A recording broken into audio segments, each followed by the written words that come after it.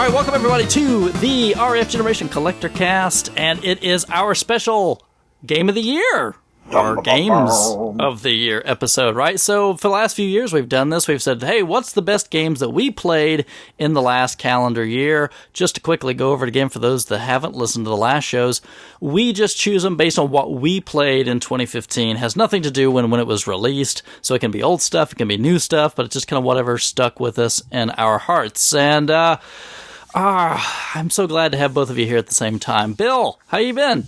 Doing good. Thanks for asking. Yeah, I know. Are you getting settled in for the winter? You said we were talking a second ago, and it sounds like, the plan for 2016 is to play more games?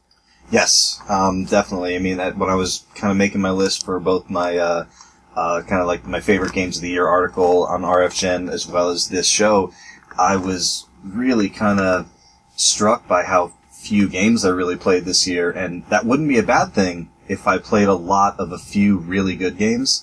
But, I just kind of looked through my list and I was like, wow, like, how did I not play more than that? So my New Year's resolution, gaming resolution, to go back to the list I used to keep with what I'm currently playing, what's on deck. I think what gets me sometimes is just looking at a billion games and then just saying, I'm gonna go clean my closet instead, So, like, I think having that on deck list where I'm like, well, I have to play that game next. It's in the on deck circle. So that's what I'm getting back to. So I sat down on my PC and I was like, well, Broken Age. It's on the list and I started playing it. So that's what I'm going to try to do this year. Nice. Love it. So we'll get an exciting 2016 show next year then. Oh, way more exciting. Just skip this one. Go straight to the 2016 No, don't do that. show. Listen to this show. Yeah, skip my portion. Just tune me out. And then when Chris and Krabby start talking, come Don't back. do that. No, I'm sure you've got some good picks in there anyway. Even if you don't play a lot, sometimes as long as you play some good ones, that's all that matters, right? Exactly. And the other thing that kind of got me, it's the ones that I played are kind of like, they're not anything that, anyone hasn't heard of. But what I really like is when you find that game that you didn't expect to be amazing and then it took over, a piece of your gaming life for a bit. I didn't so much have that this year. So that's really what I'm hoping to find that diamond in the rough next year if I can get back to my, my regular gaming habits. Fantastic. And also, of course, thanks to be here, or thanks to him. That made no sense. Thanks for being here, Krabby. You're welcome. How are you? Got you all flustered. I'm tongue-tied tonight. I'm excited. How's your water up there, Crab? It's good now, yeah. We were going to record this before Christmas, and my hot water tank blew on recording day, so I had to deal with that. And maybe you blew some money on something else here recently, right? A couple things recently, actually. Yeah, you want to... I mean, this is a show where we do, on occasion, talk about collecting games, so you want to tell the folks what you've been up to? Yeah, so I've mentioned on I can't remember if I mentioned on the podcast, we did a big charity event a little while ago for my store. And while we were loading arcade machines into a truck, this guy walks up to me, like right when we open, and he's got this little cardboard box in his hand, probably fit like an NES and 7 or 8 games in it. He says, he's like, are you Kelsey? I heard I need to talk to you specifically. Uh-oh. And I said, I apologize. I'm really busy trying to load in for this event. I've only got a couple hours to do it. Like, I really need you to go talk to my staff up front. They'll give you a hand with it. He's like, just look in the box, like 30 seconds. If I'm wrong, I'll go talk to your guys. And so I opened the box and there's an NES there. I'm digging through the games. You got your Mario Duck Hunt, your Track and Field, your I don't know, what's another common game up here? Ice Hockey, Blades of Steel. And then right underneath those is one of those old, hard clamshell rental cases. Oh, yeah. So I pop it open, and Stadium Events is staring at me. What? So I'm like, okay, I've got like an hour maybe to put aside for this. And then I really got to go. So we tear it apart with them. We check the board out. We clean it up. We boot it up. Go through the motions, and everything's legit. It's awesome condition. And the guy's been out of work for months. He kind of knows what it is, and he needs money for Christmas and catch up on some bills and stuff. So it wasn't cheap, but we hopefully gave him a really good Christmas and got it at a decent price. And I've got 2 copies of Stadium Events. What was the story? Did he have a story behind how he got it? Yeah, I was asking him. He's had it since he was a kid. His dad used to travel down to the States because they had a ton of relatives there. And he'd go stay with his brothers down in the States, and he'd come back with a new Nintendo game every time. That was like his coming back gift. I got you this game this time. I got you Ninja Turtles this time. I got you Mario Bros this time. And one of the trips, it was stadium events. What? Yeah. How does that happen? I don't know. He's just had it in his closet for like 20 years now. And was he like a local to you? Yeah. Yeah, he doesn't come in a lot, but he's come in the store before. We recognized him.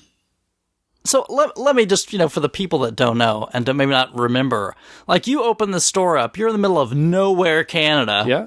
Right? And like walking in your doors, you've had, you've had like a couple turbo duos walk in the door. A couple turbo duos, Beyond Shadowgate on one of them. Yeah. We had Flintstones 2 come through. Which I bought. Yeah. Stadium events now. What else? We had a Virtual Boy demo kiosk. I had the 2 Exertainment bikes locally. Yeah. There's I live in the gold wrong up here. country. I'm seriously gold cartridges, but and if that wasn't enough, yeah, if that wasn't enough. in the same month, Right. I worked out a deal, and I just received it yesterday on December 31st. So it did happen the same month. Magical Chase plus the manual for the TurboGrafx for my collection. That was a deal I worked out through a guy on Nintendo Age. Yeah. Yeah. So just maybe a small month. Small month. I don't know, man. You've got angels or something looking out for you, which I'm not mad at you. I mean, that's amazingly awesome that this stuff has come into your hands, and if I can figure out some magical way to scrape up the money.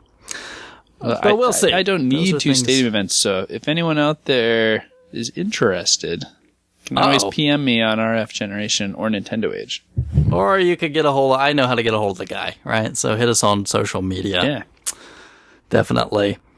Well, that's a lot. We could probably spend a whole show talking about that. And maybe at some point in time, I'm going to guess do like a turbo PC Engine show and all that stuff. Oh, yeah. I'm almost ready.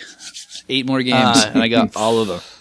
Yeah, and you didn't even mention like, here's all these other sealed new TurboGrafx games. I got 5 sealed TurboGrafx games from another guy on Nintendo Age, too. Yeah. It was awesome.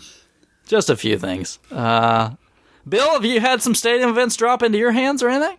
I mean, the rarest game I ever had drop in my hands is in your collection. So nothing really since then. Honestly, I don't know if we've talked about it on the show or not. We may have just after around the time of the expo, my father-in-law had come up and gave me just a whole, like literally all of his old, game stuff. Mm. And it's been so long since we all got together and shouted. I don't know if I mentioned it on the show or not. No, I don't think you did. It was every time we go down to Florida, which is where my wife, where I met my wife, not where she's originally from, but every time we go down there, we, he said, "Oh, do you want to come see the closet?" So it's like, yes. All right, this could go one of two ways. So we not we the one with the leathers in it, please. Right? Yeah. So we go to the fun closet, the game closet, and it's like the door is open, and it's like he's one of these guys who like doesn't throw boxes away, not just for games, but like for anything. Like my kind of man. Yeah, like if he bought like batteries, like he'd carefully open the batteries.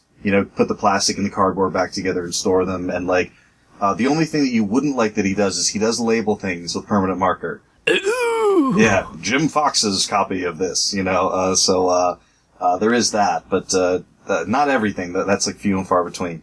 But yeah, so we'd open up his closet, and it was like, the NES action set, the Super Nintendo, 2 Atari 5200s, because one of them broke, and then he bought another, but he was like, well, maybe I can fix the old one. So there are 2 of them. One works, awesome. One doesn't. So I can test out my repair skills on one. He was a big trackball fan, so the box 5200 trackball was in there. Nice. The Odyssey 2, which he had wrapped in saran wrap. So like once he was worried, he was worried about box wear. So, you pull that saran wrap off, everything looked great. The Odyssey 2 boxes looked great. He had this, one of the games, I'm not an Odyssey 2 person, but like one of the games on the rarish side, what was it called? War of the Ring? Yeah, the big box. Yep, that bigger box kind of RPG with like a big dragon on it. Yeah. I mean, that's in there. I mean, it really, and he had a whole bunch of like, paper. So like, he had like Magnavox Odyssey magazines that were only given out at Magnavox retail stores. He had all of them. But yeah, just, I mean, it's boxed N64, boxed Xbox, original PlayStation, really, really a whole bunch of really cool stuff. I threw it in small scores, and I got several PMs after that, like, hey, if you ever want to move that Odyssey stuff. And, the rule was, he gave it to me because I collect and because I appreciate the stuff and because, it'll be, it won't be at a garage sale in 2 days. So, the deal was you can have all of it. You just got to keep it. And I was like, no problem. So then I told that to some of the people who PM'd me about the Odyssey stuff and they said, okay, don't sell it to me. Just send it. So, but no, it's, anyone wants to come over for any old time or the next expo we do or whatever, you're welcome to come over and play some Odyssey, stuff or whatever. But, that was, with the kids and with the expo and with all, regular life stuff going on, haven't really had a whole lot of time or money to throw at the collection, but I've been getting the itch lately, so I think we might be going after a few things in the near future here. Yeah, and, it seems like it's cold and nasty, but that just means that garage sale season's not too far away. Yeah, I mean, people need that money to turn that heat on. Obviously. You might get a stadium event show up because somebody needs money.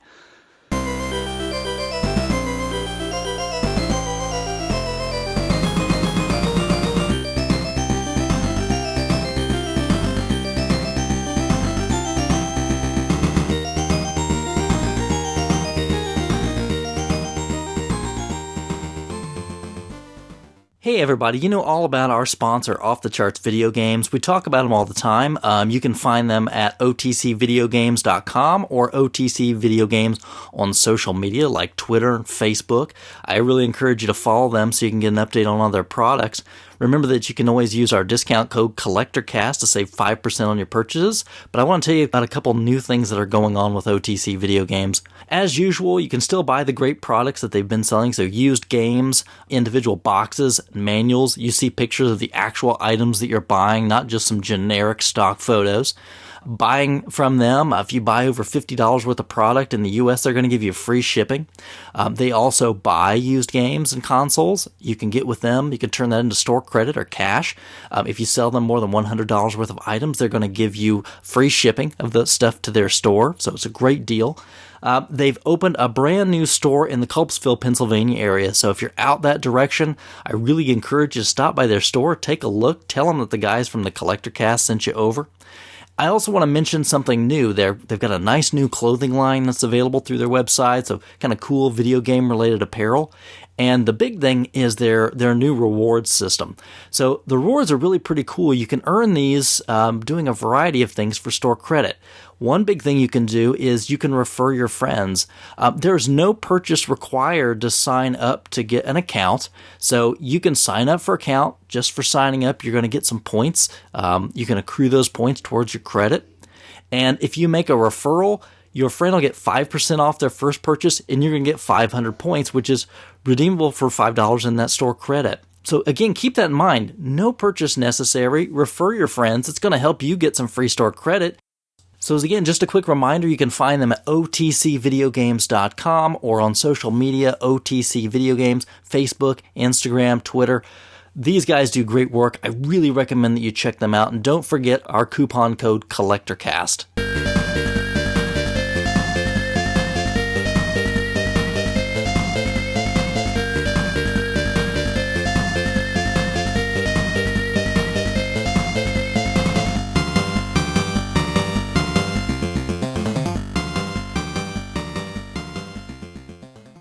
Anyway, well, those are great stories. I wish we had more time for that, but man, we've got to get to the top 2015 games, yeah, right? Yeah, man, a lot of games, a lot of stuff happened. Even though we didn't play a lot, there's a lot to talk about.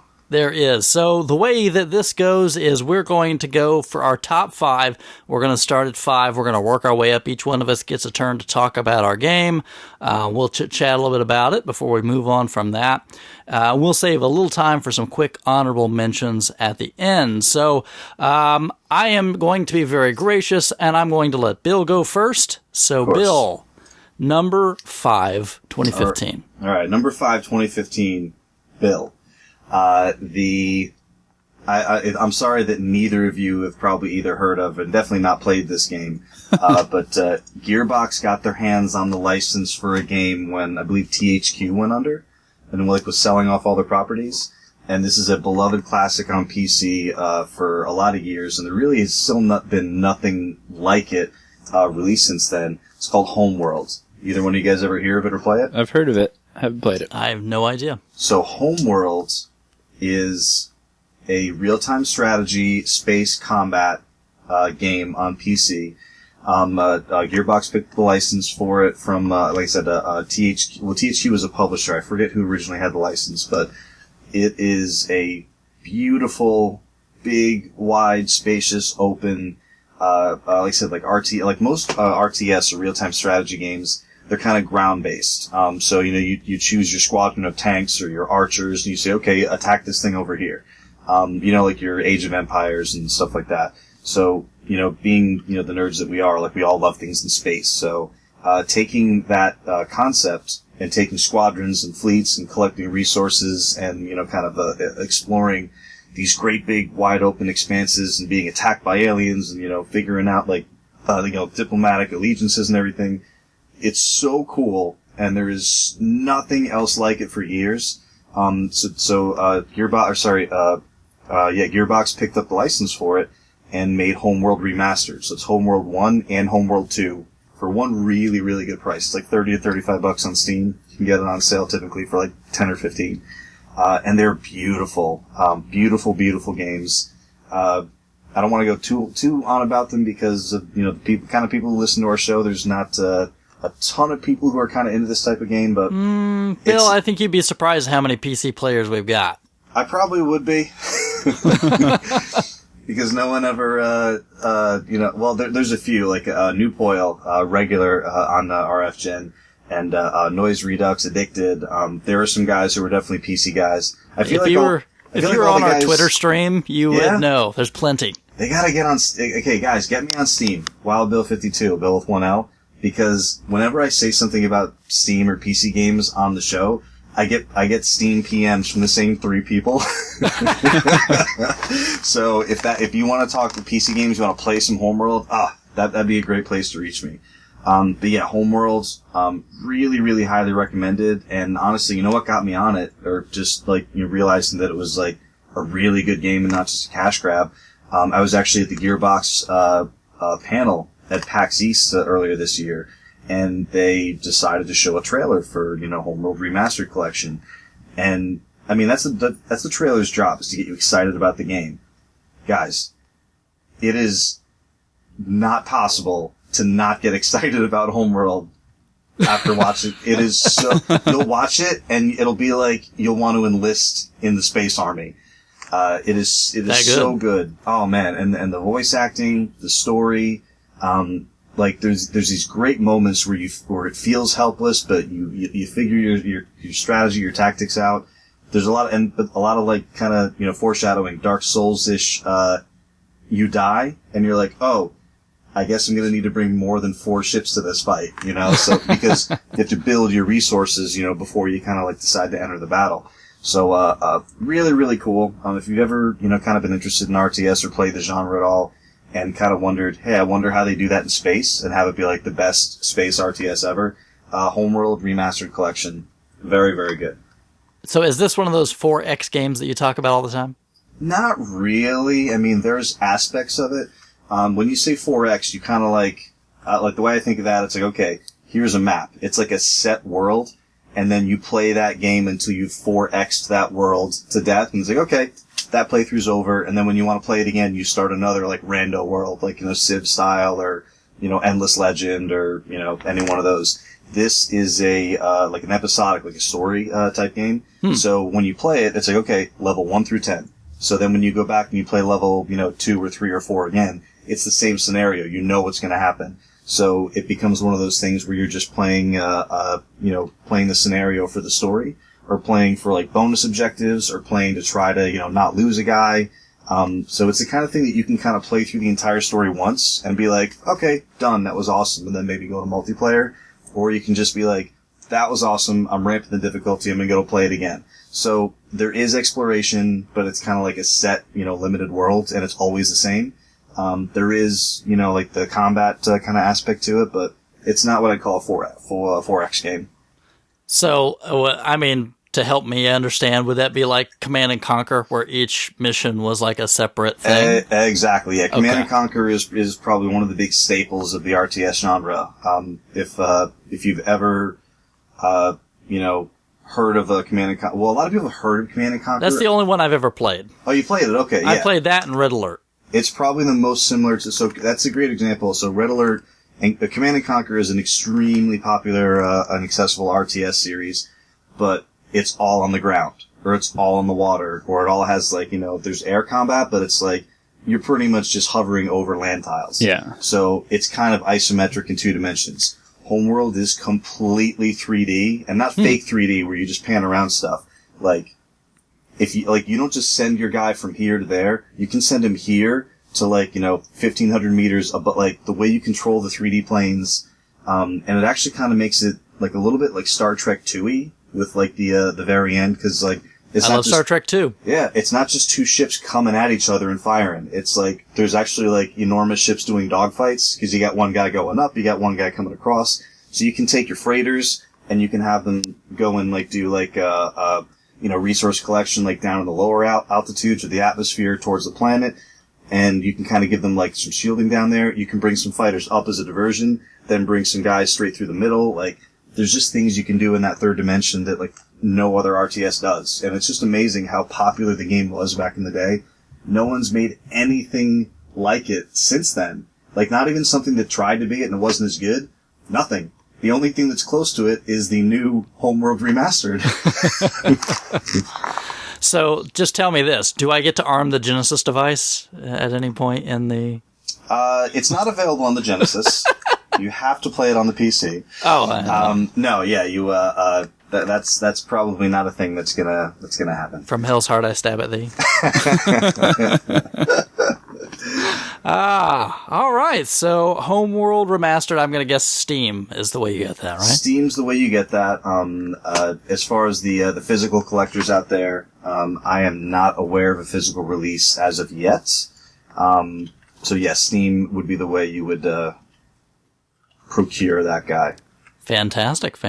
All right, so we got a PC game. I expected a few from you, Bill, and I'm glad. I'm glad because I know you don't realize it. There are a lot of people that are playing PC games that listen, and I'm glad that you can bring that to the show, because I know Krabby and I are totally lost. Yeah, I mean, and I'm telling you guys, like, and the 2 of you and everybody out there, and I would even say everybody out there, please just go watch the Homeworld Remastered Collection trailer.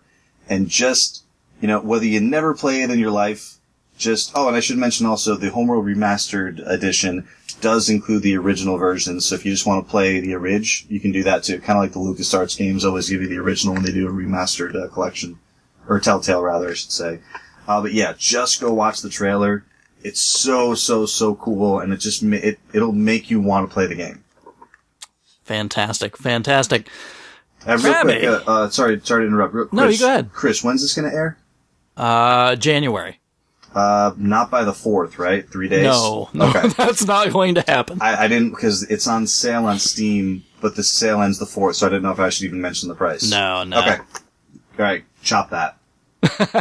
Cut it out. It's $12 right now, by the way. $12 whole. Yeah, down from $35.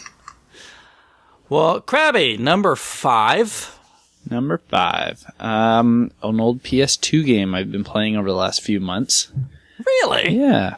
PS2. I've been lamenting with a friend for forever now, it seems like. There's all these awesome PS2 RPGs that we've been wanting to play, and we've just never found the time to do them. So we've put aside Sunday mornings. I head over to his house at like 8 in the morning before my family typically gets up, and we put a few hours in. And since like early November, we've been plugging away at Shin Megami Tensei Nocturne on the PS2. Interesting. I've got that one. I've not played it. So have you played any of the Shin Megami Tensei games? The original Persona, and I didn't beat it. So it follows those tropes like gameplay wise, where you like capture demons and you can fuse them into other more powerful demons as they become less useful. Mm-hmm. So we spent a lot of time fusing things, because when you put two demons together, you can have skills from both of them show up. But they're randomly selected, and depending on the demon it's turning into's weaknesses and strengths, some spells can appear and some just aren't. You can't do it. Like if he's weak to ice, you can never get like Bufadine on there because it's an ice spell. So we spend, sometimes I go over there for 3 hours and we just fuse demons for 3 hours and argue about which skills they should have. And there's no actual progressing the game. But I've had so much fun just like passing a controller back and forth and going through these, like, they're pretty in-depth dungeons in some of them. The story in it is a little sparse, but the atmosphere of the game is fantastic. You start off as just these, like, I don't know, probably 18, 19-year-olds in Tokyo. And within the first, like, real-time hour of the game, the world just becomes enveloped by this, like, demonic version of Tokyo. Like it does in Tokyo a lot, sure. The whole city, like, curls into a ball, so there's no escaping it. And you are infused with these demon powers, and you start finding your friends, and they start succumbing to different demons, like taking them over. And you've got these different factions that are trying to basically destroy the world and rebirth it in their own image. Nice. And so you decide partway through that you would like to do this as well. So you have Why not? All the other kids are doing it. Yeah, the cool kids are doing it. So you get these story options every once in a while where you can you get 2 or 3 different options, and they'll make kind of a dark reason or a light reason for rebuilding the world. And so we're not even sure what our reason is right now, because you don't know until you get your ending at the end. Huh. So we're playing through it and we're loving it. And yeah, the atmosphere is fantastic. The demon fusion is so much fun. If you've played any Shin Megami Tensei game, the gameplay would be very, very familiar. It's probably not the best one, which is why we started with it first, because we're planning to move on to like Digital Devil Summoner and, what's the other one now? Digital Devil Saga and Devil Summoner. I'm getting them mixed up. Where does Strange Journey fit? That one's the DS one, right?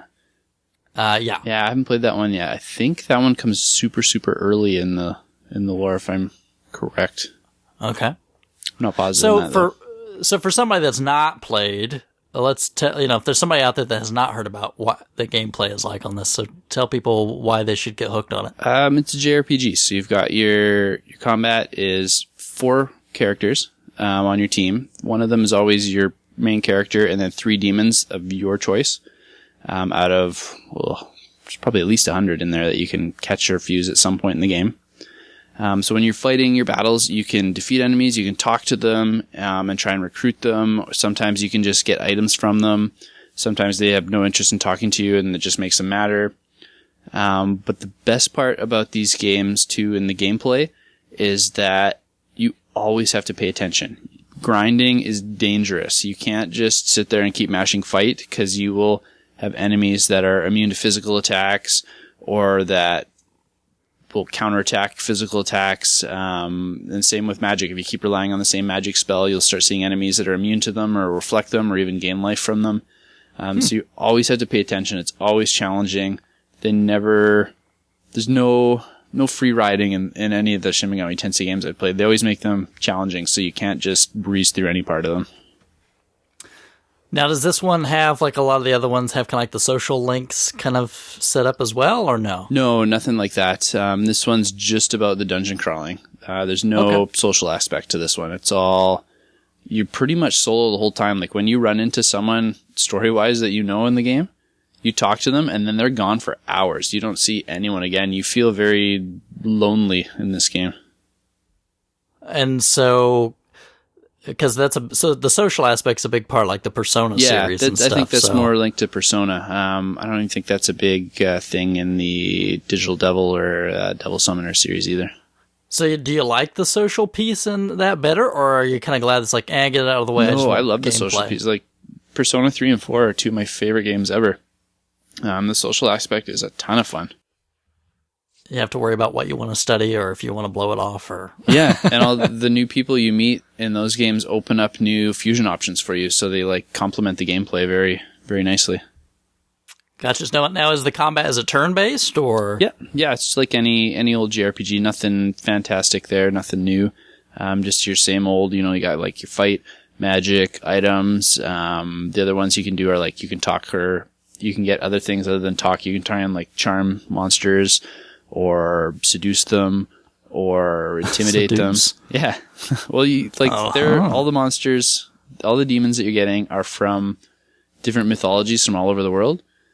So sometimes you're trying to like seduce like what do you call them? It's like a friendly Gorgon, like a succubus.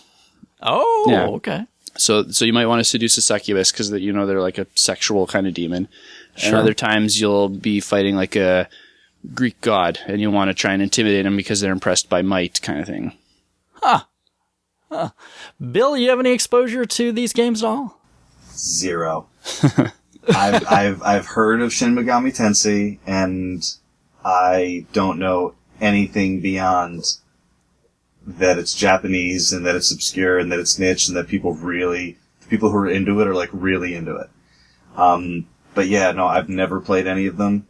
I guess I'm confused by, that's a Shin Megami, so it's the same, it's different? Is that the guy from, and then, but then I hear so much about Persona when a Persona comes out. Yeah. And then I just don't know how like all the world links together, and it's just, I don't know, I guess it's just never really, been intriguing enough for me to like search it out, but it seems like, just one of those, kind of niche JRPGs. The Persona ones are definitely the most accessible, but even then they're accessible story-wise, and they still have that really brutal gameplay, and you got to spend a lot of time fusion with demons, and there's a lot of dungeon crawling. So even then, like, even though they're most accessible, they're still very, very niche. All right. Well, I mean, that's quite a few years back. So is Shin Megami Tensei a guy? It's like calling it Final Fantasy. It's the series. They're all linked together, so they have like tropes that follow them from game to game. But story-wise, they don't have anything in common. Okay. Yeah, Mr. Tensei. So it's an anthology type series. Yeah. Okay. With is there like a Biggs and Wedge in every game? Not really. Like. With the demons, yes. Like, you'll see the same demons in a lot of the games. But you won't have the same, like, main characters in a lot of them. Okay. And they always kind of center around kind of like high school Japanese students, right? Yeah, usually they're, like, kids, like, coming of age or just starting to become an adult, like, that kind of age group. Right. Is there a lot of amnesia involved? No, not to my seems knowledge to be a yet. JRPG trope. Stay away from that one. That's okay. They always try and make the main character, they don't project too much onto him so that you can make him however you want. So the main character is usually very devoid of backstory and stuff, and you just kind of fill it in however you play him. Okay. But they do a great job at dialogue and developing the other main characters. They're well, especially in the Persona games, they're very well known for just having these amazing characters that you can really get attached to after spending time with. Yeah, and these are usually like pretty heavy on the hour count to play through, right? Yeah, I think we're at the 50-hour count now. And probably 10 hours of that's fusing demons. But I think we're within 5 or 6 hours at the end of the game now. We shouldn't be too many more weeks. By the end of January, we'll have that one done. All right. And then you're moving on? Yeah, then we're going to pop in another Shin Megami Tensei game. I think we're doing Devil Summoner next. Very nice. Very nice. So who knows? Maybe next year. Is Devil Summoner the one you just got? No, I've had those ones for a couple years now. Oh, what's the one I'm thinking of that Floyd just picked up? I'm not sure. That he sent Devil's to you? Third? Devil's Third. That one's not a Shin Megami Totally game. different. That's an action game. Yeah. Okay. Totally different. Well, good. All right. So, is that one pricey now? No, Nocturne's still like $20 or less. I think they did a second print run of it really late with a lot of the Shin Megami games. So they had another wave of them come out. So you can find sealed ones for like $20, not too challenging. Really? Well, that's a good pickup then. That's a good pickup. All right, so I'm going to move over to my number 5. I think the hardest part for me was really deciding what to bump off at the end, and so the number 5 was probably the hardest pick because it cost me some other things. So my number 5 is, and I'm going to be curious if I hear about this from Bill a little bit later, and if so, Bill, you can stop me so I won't drone on forever about it. But number 5 for me is Fallout 4. Ooh, interesting. Number 5, wow. Number 5, and I'll explain, I think, why. I'm going to imagine a lot of people know Fallout and kind of everything that goes into it, and I'm still actively playing through Fallout 4. I think I'm getting pretty close to the end.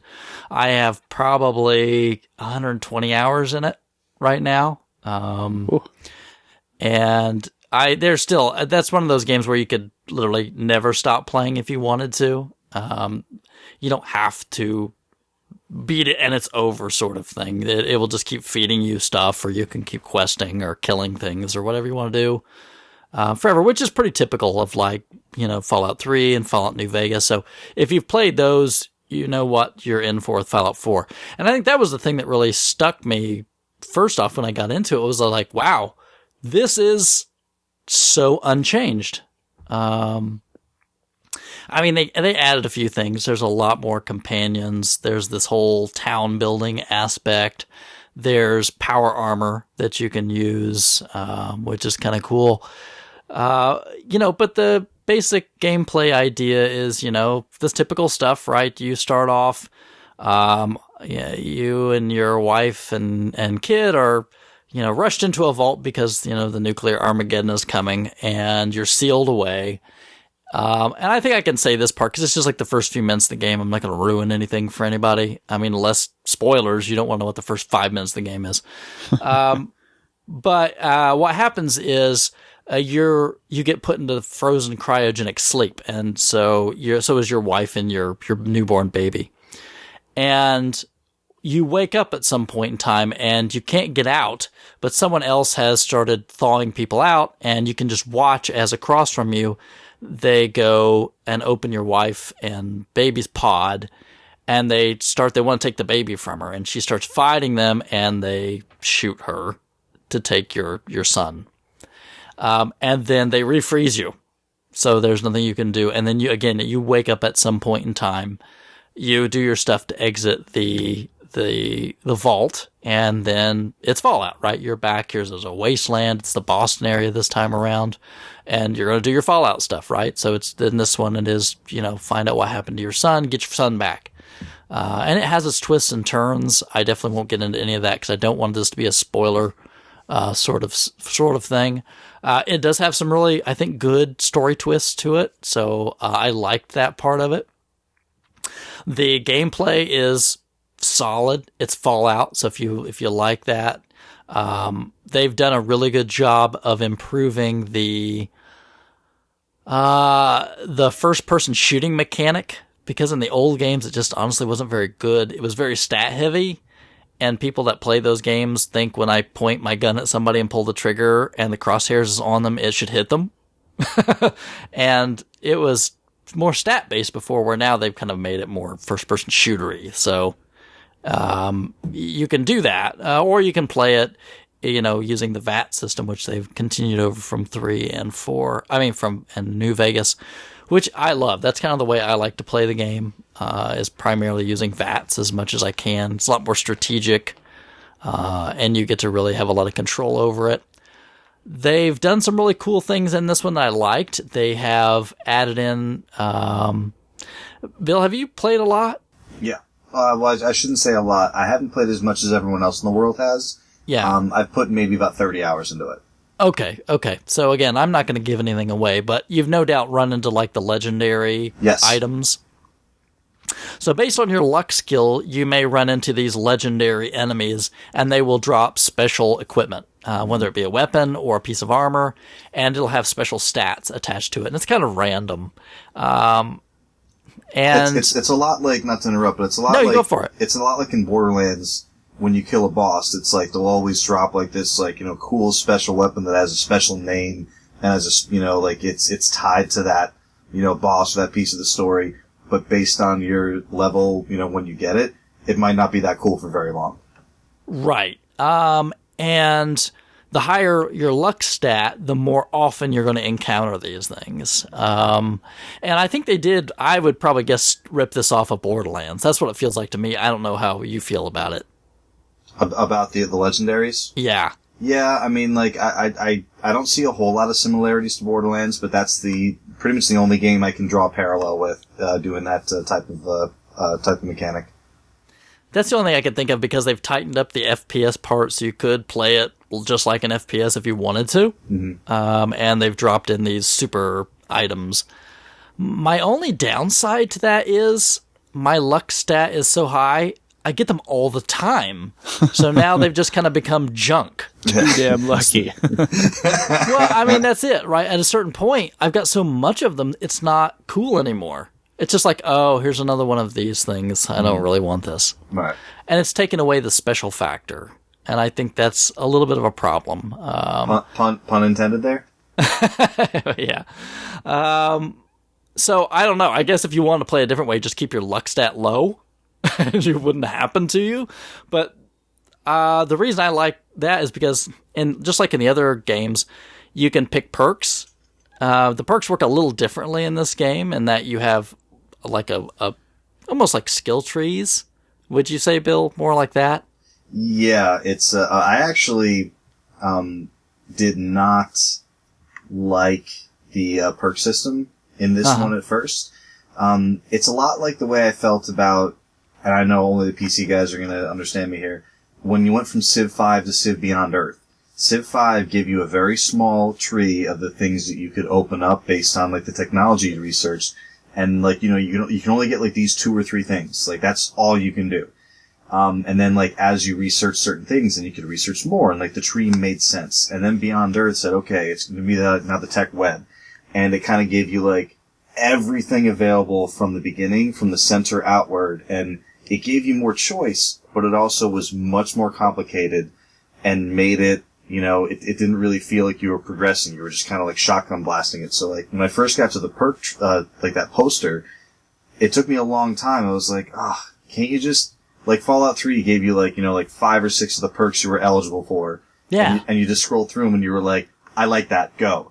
Yeah. And, like, now I feel like, I gotta scroll through this poster every time I level up, and it's, I don't know, it didn't feel like leveling up was, like, as big a deal, cause, like, you're kinda like, and then you gotta go, well, the one cool thing I do like about the special stats is they don't, well, I guess it's up and down.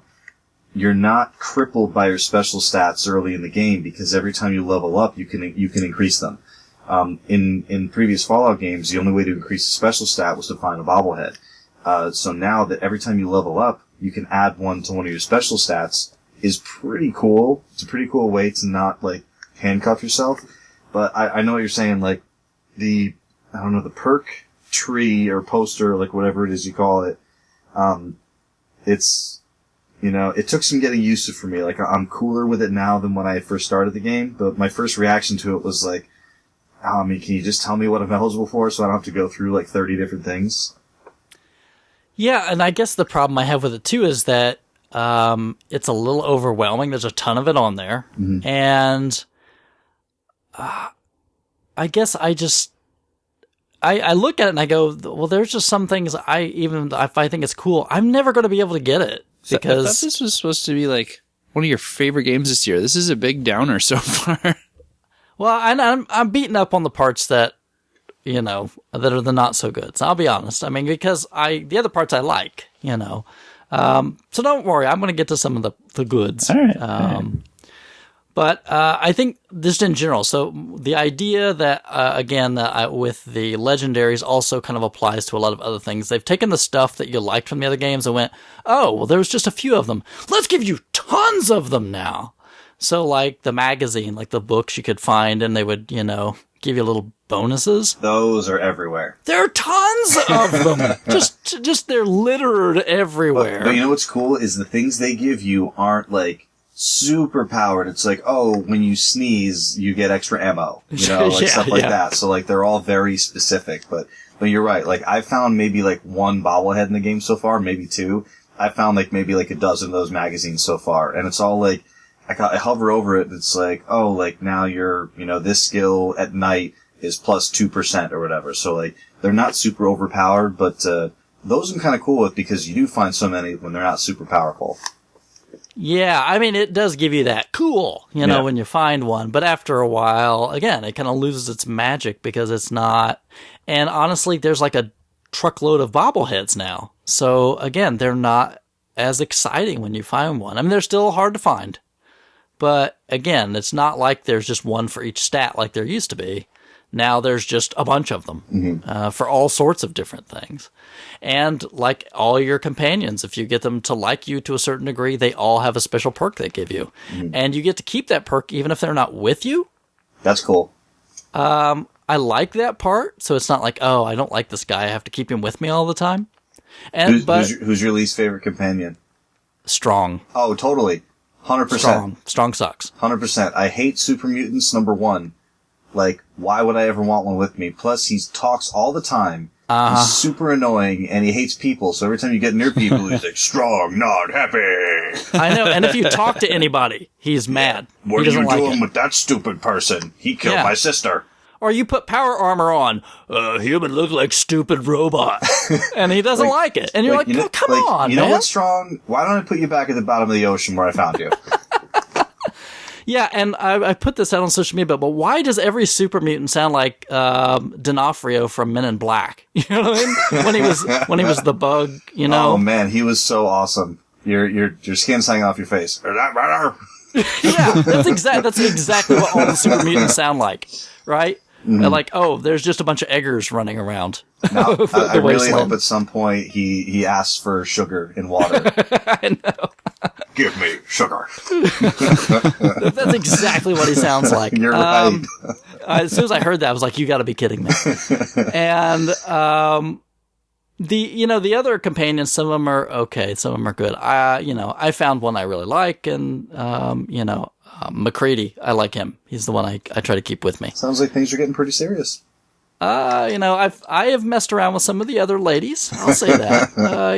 And that's the thing too, is you can have romantic relationships with every single one of them if you want to. Right. At the same time. Yeah. And there's no, like, the game doesn't punish you for that, or they don't get jealous. It's just like, whatever. So you can totally whore around if you want to. Game doesn't care. I will say, the positives. There is so much content here. This is a game you could probably play for 300-400 hours if you wanted to. Sure. I mean, I don't want to, but you could. I mean, I feel like I've gotten pretty far, and there's still so much I have not touched, and so many places I have not gone. And I'm like level 55. You know what I mean? So I've played it a lot. I feel like there's just almost to the point where it's like, wow, there's too much for me to ever really get to here in any reasonable time. I think I might like this more if I were taking it in smaller chunks and playing things in between, and that might be what I do. That might be what I do in the future. So I might beat the main story and go, I'll come back to this in pieces. Yeah, right. But like I said, I feel like they tried to go like, oh, you like this stuff? Here's just more of it. And that's not always a good thing. Plus, the town building mechanic stuff is stupid. And I hate it. It's annoying, it's a pain in the butt, and stupid. So that's my opinion of the town building stuff. But overall, I mean, still, that's my number 5. So, I mean, I still like Fallout, and I still enjoy playing Fallout. Do I think Fallout 4 is better than 3 or New Vegas? No. I still think New Vegas is the best one. But is it a great Fallout game? Yes. And will I keep playing it? Yes. So for all my Debbie Downer stuff that I'm coming up with, I'm just saying that's because, like, from a place of love. You know what I mean? Totally. Sometimes you're a little more critical of the things you're close to. Absolutely. And I find the same thing happens when people give reviews of things that, like using Star Wars as an example. Like, okay, I really love this new Star Wars, and that's my entire review of the things I love about it. Here are all the things I don't like about it. And it's like, no, but I like it, but here's all the issues I have with it. I feel like big, awesome games that everyone, for the most part loves, like Fallout, that's what you get. You get, this stuff is great, let me tell you all the things I don't like about it. So not to belabor that too much, I'm just gonna fast forward things a little bit to, Wild Bill's, number 4 game of 2015, Fallout 4. Really? Yeah. So I was kind of wondering if this was going to make it high in your list. So tell me. I mean, so you go for it. Yeah. Your turn. I haven't played as much as you have. Like I said, I've only got about 30 hours into it. And again, this is a great Fallout game. And if you like Fallout, you're going to like this game. You're not going to be upset that you bought it. There are some formulas that stay exactly the same. There are some formulas that change. Some of the changes are interesting. And they're not better or worse. They're just different. You're like, oh, it's interesting they made that change. And a lot of them are minor, and a lot of them, just like you said, a lot of them are a little bit bigger. I enjoy playing this game a lot. I do not like playing it in small chunks. I can't play for 30 minutes. I feel like I don't get anything done. Definitely. So, you'll get in there for 30 minutes, you'll mod 2 guns, sell a whole bunch of junk, and you'll be like, I didn't do anything. Like, what am I even doing with myself? So I kind of need a couple hours to do it. So that's why I haven't played a lot lately, because I've been gaming in very small chunks lately. But anyway, it's good. So let me go the opposite way and tell you all the stuff I really, really like about it. Go for it. I really, really, really like the beginning. I disagree with you on New Vegas versus Fallout 3, and that's fine. I think 3 is better. But just let me tell you, I think 3 has a very weak, long, boring opening. It takes too long to get out of the vault. And then by the time you get out of the vault, you're like, ugh, I just need a break. Like, I just need to go do something else. So, like, this game gets you in and out of the vault very quickly. You kind of see the world before the nukes fall, which kind of has like a little Bioshock Burial at Sea type vibe to it, which is really cool. Then the nukes drop, and you get to see that. You're out of the vault very quickly. Spoiler alert, when your wife is killed, it's actually like, people die in video games all the time. But when your wife gets shot when she won't hand over her baby, it's like this big, loud, like, pop of a gunshot, and she's like, fighting with this guy at the time, and she just goes silent and limp, and like, something about that death, like, it actually like hit me. I was like, oh my god.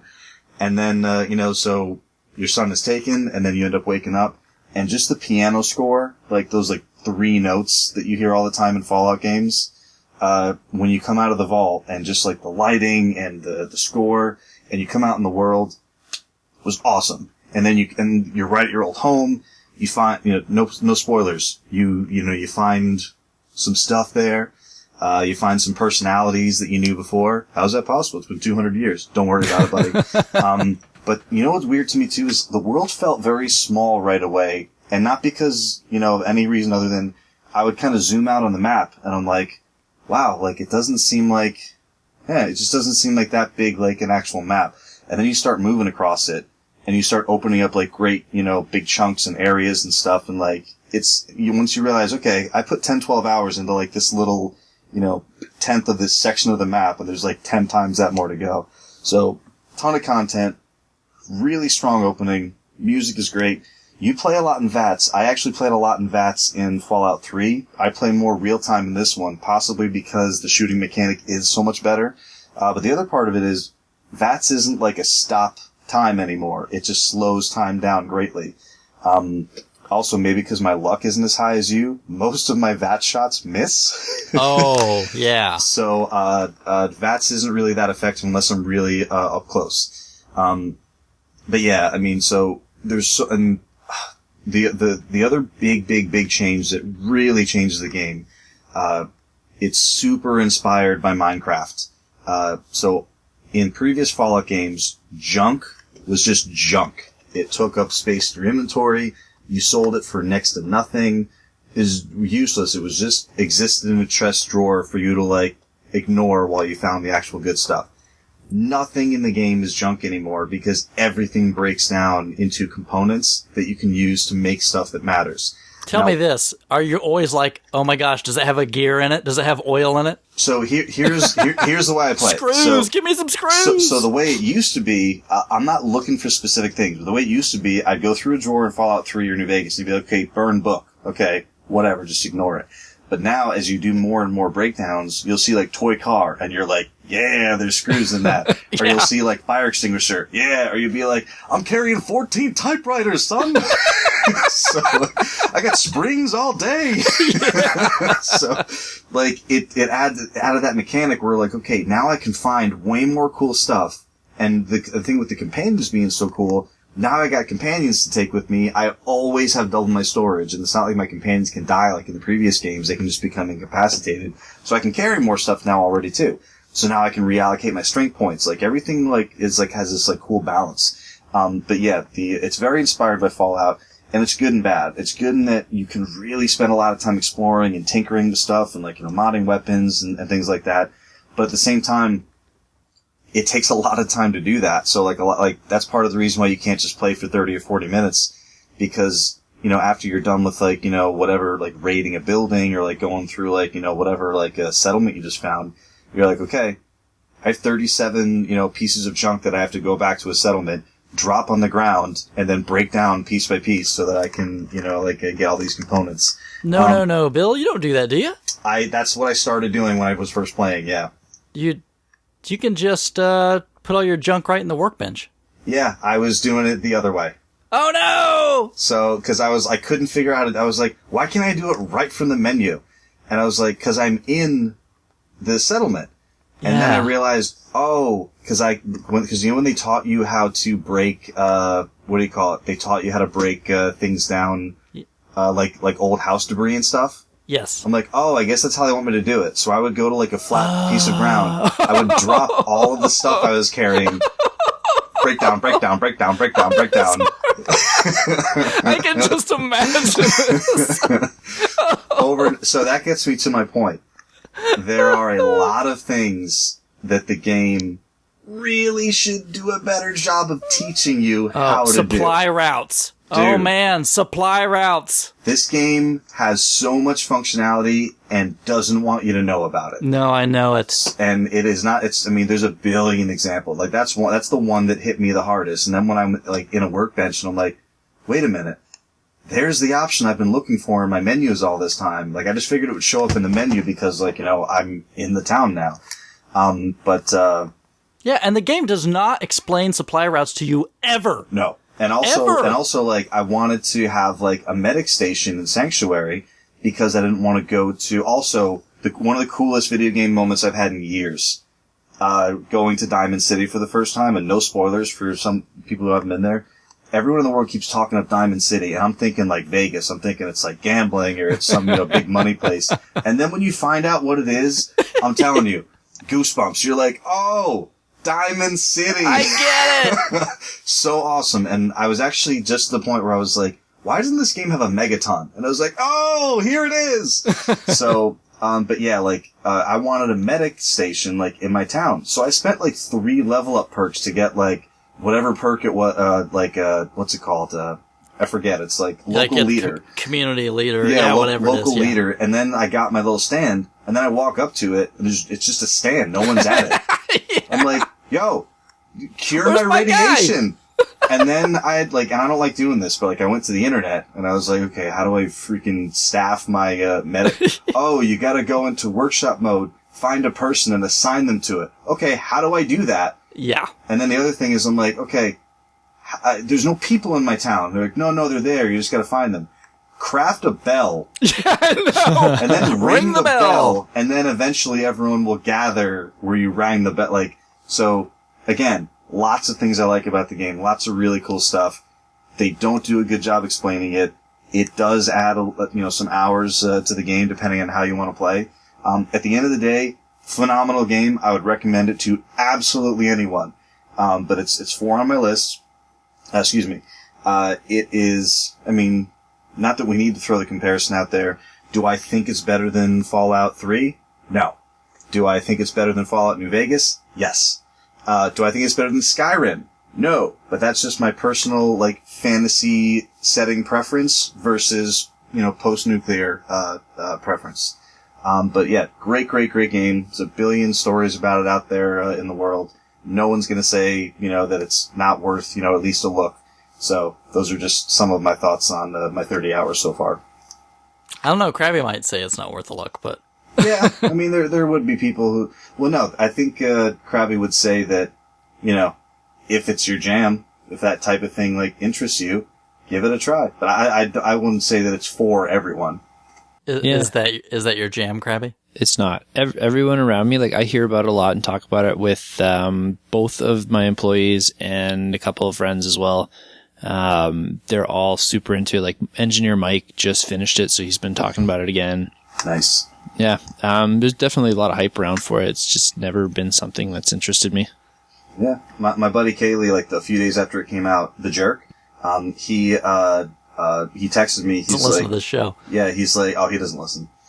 He's like, hey, I think I still hate Fallout, but less.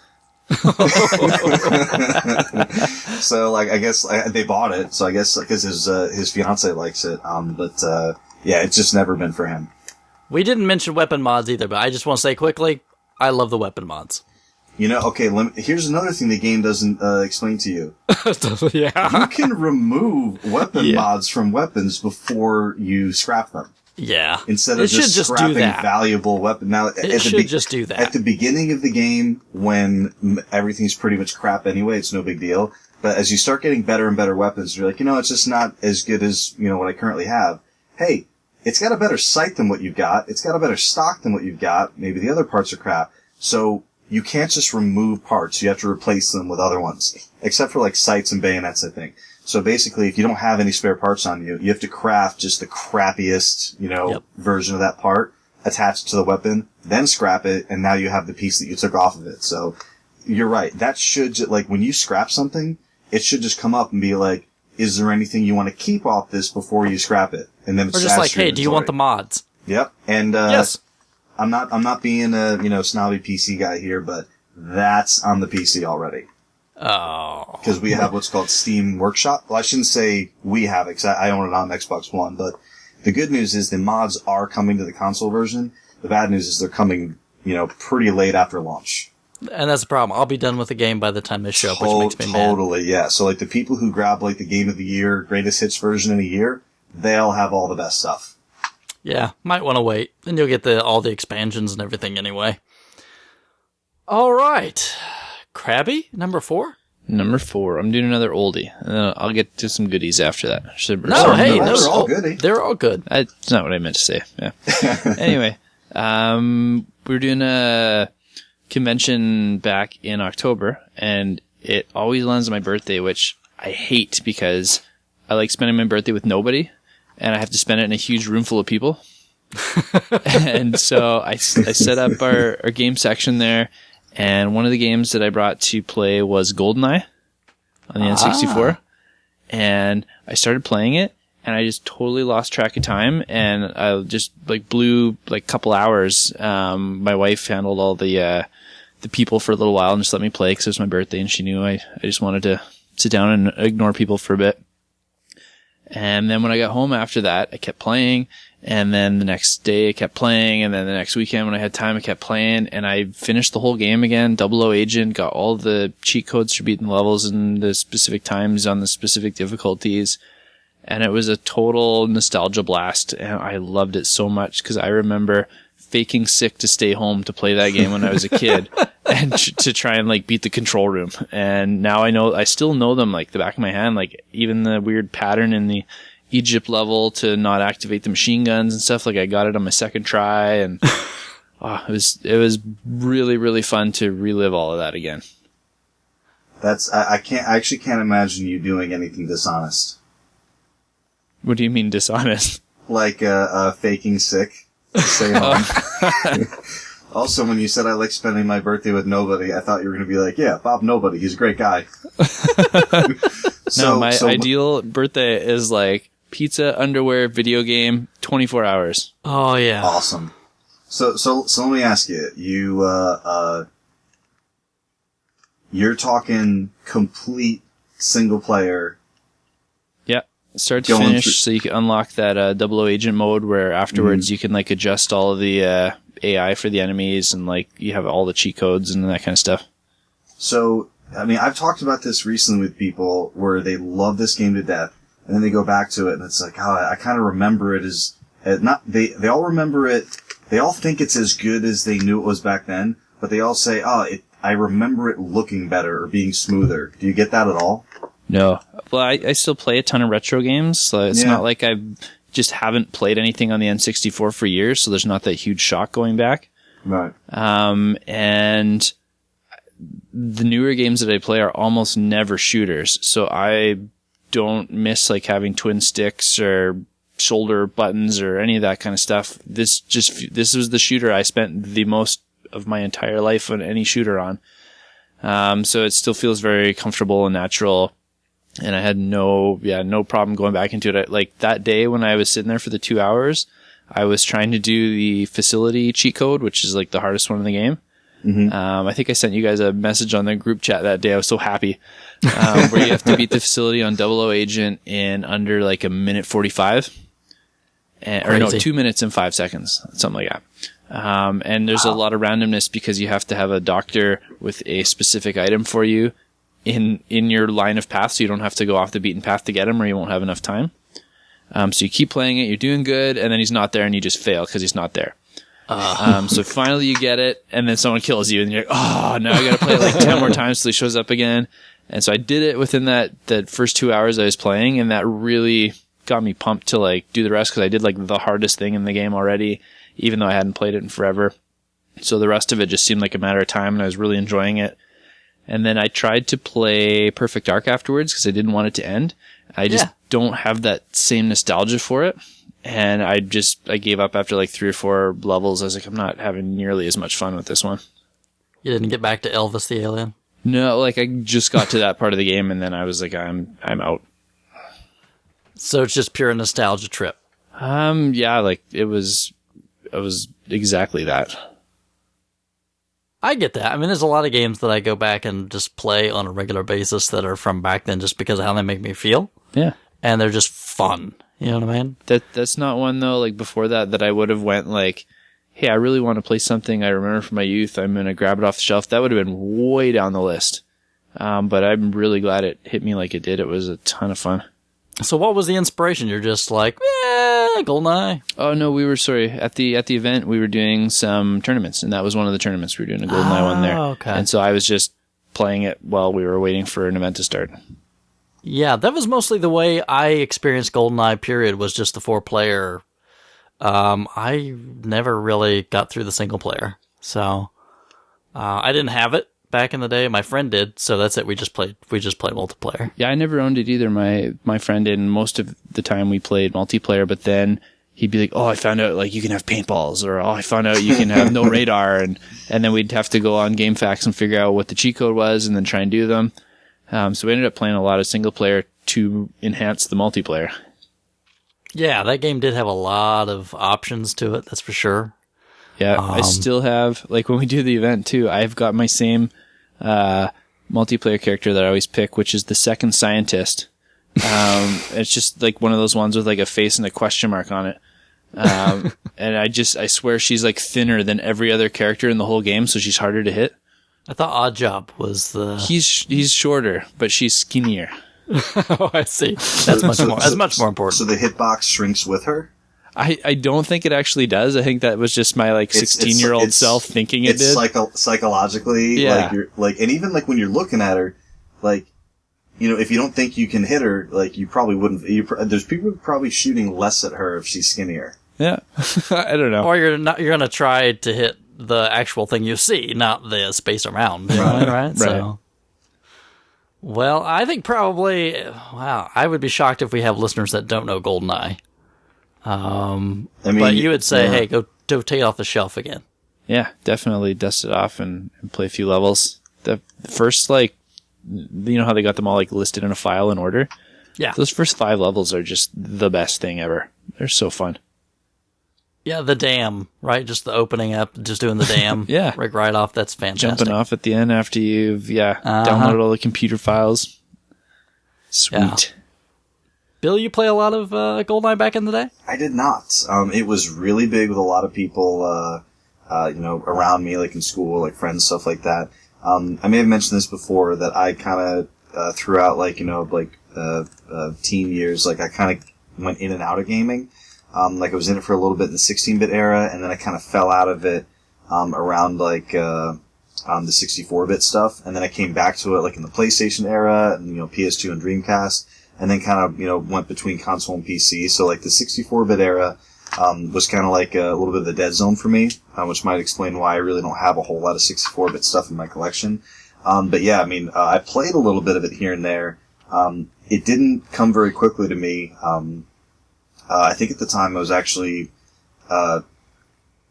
playing, what was I doing? I was starting to get into PC stuff, so I was a lot of mouse and keyboard, type shooters. But yeah, my wife loves it. That's one of the only games that she ever, really loved. Didn't play, she just played multiplayer like her and her sister. So, they don't like playing with more people. It, freaks them out. They just like playing 2 people in a great big empty map, sneaking around and trying to, get that, that quick shot, in the back of the head. Yeah, I really didn't play very much of it. Well, good. I'm going to imagine that you're going to have a lot of company on GoldenEye. Still kind of a beloved game these days. And dirt cheap, right? So that's the good news. Yeah, I own it, so I could play some more. There you go. I think you would miss the twin stick stuff. I think I would too. And I know there's different controller configurations. What's the default? The analog stick moves your guy around. The C buttons. The C buttons strafe you left and right. Oh, the C buttons are strafe. Okay, and then the analog stick is look, and then the Z and the right bumper are fire. No, the right bumper pulls up your targets, your reticle. Okay. And Z is your shoot. Okay, so it's my right finger is iron sights and my left finger is shoot. Yeah. So it's completely opposite of every other game. I don't know. Like I said, it felt very normal to me, so I didn't have any issue jumping back in. How adjustable are the controls? There are some controller options. I've never played around with them. I had a few friends that used to back in the day. I like the default. They would always switch it to Turok mode and play the Turok games. I could never get into Turok because I could never figure out the controls. Gotcha. Okay, yeah, no, I'll give it a serious poke. See if that's the thing, is every modern shooter, left trigger's iron sights, right trigger is fire. Yeah. All right. Well, good deal. Let's move on. And I'm going to get to my number 4. I'm not going to belabor the point here because you could probably just go back to listen to last year's show if you want more. My number 4 is the original Dark Souls. Nice. Which was my number 1, I think, from last year. And the reason so the game got worse? No, I don't think that's it. It's just the amount of time I put into games. I still think it's probably still fantastic game. It's just I put less time into it this year. I still played through it a couple times, but this year there were some other games I put more time into and enjoyed more this year. Would I still ridiculously, endorse Dark Souls? Of course. That's not going to change at all. But as far as how much enjoyment I got out of it this year, not as much, because I've probably beaten Dark Souls 5 or 6 times now. That's awesome.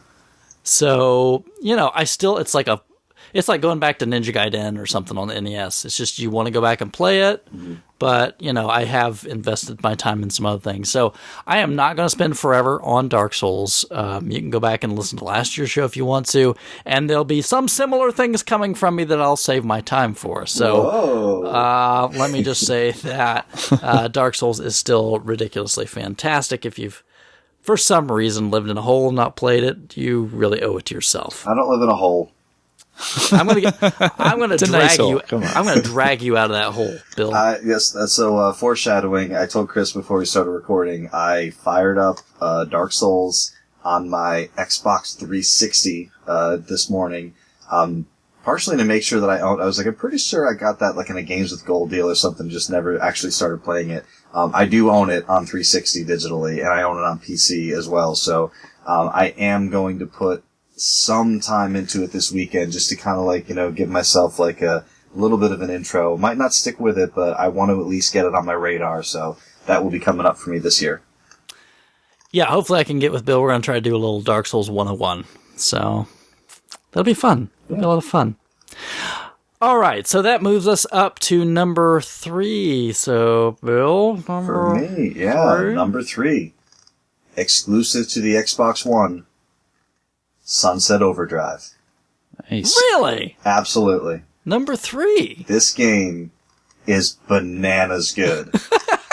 You've talked a lot about it, so... Man, oh man. Okay, go for it. And sometimes the year kind of gets away from you, and like, you look, like, the thing is, like, when you played a game like 9 or 10 months ago, sometimes it feels like forever ago.